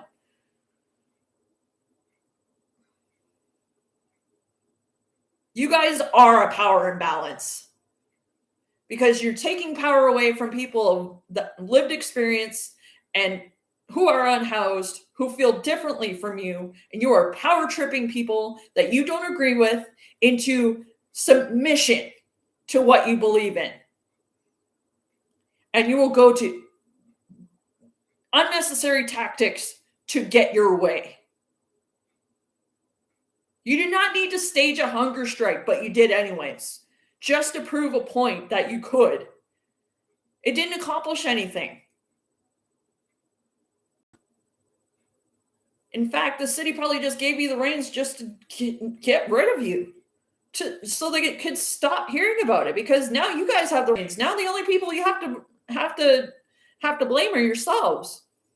But of course, the city is still getting flack for it because everybody seems to still think that the city has a say.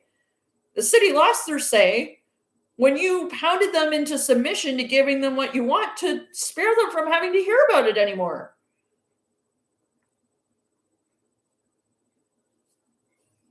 Like, the city wasn't doing so well when it comes to responding to homelessness before the trailers thing.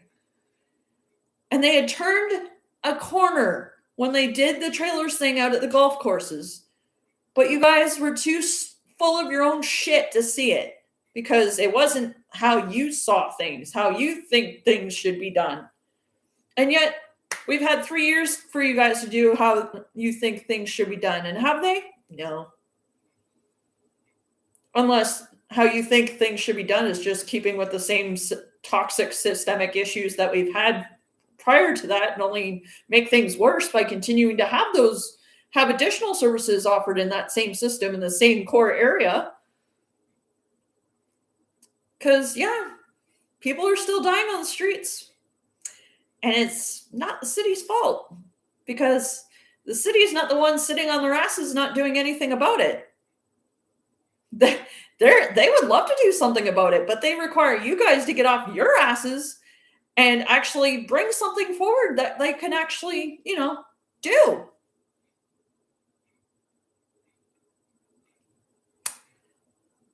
weird concept, I'm sure.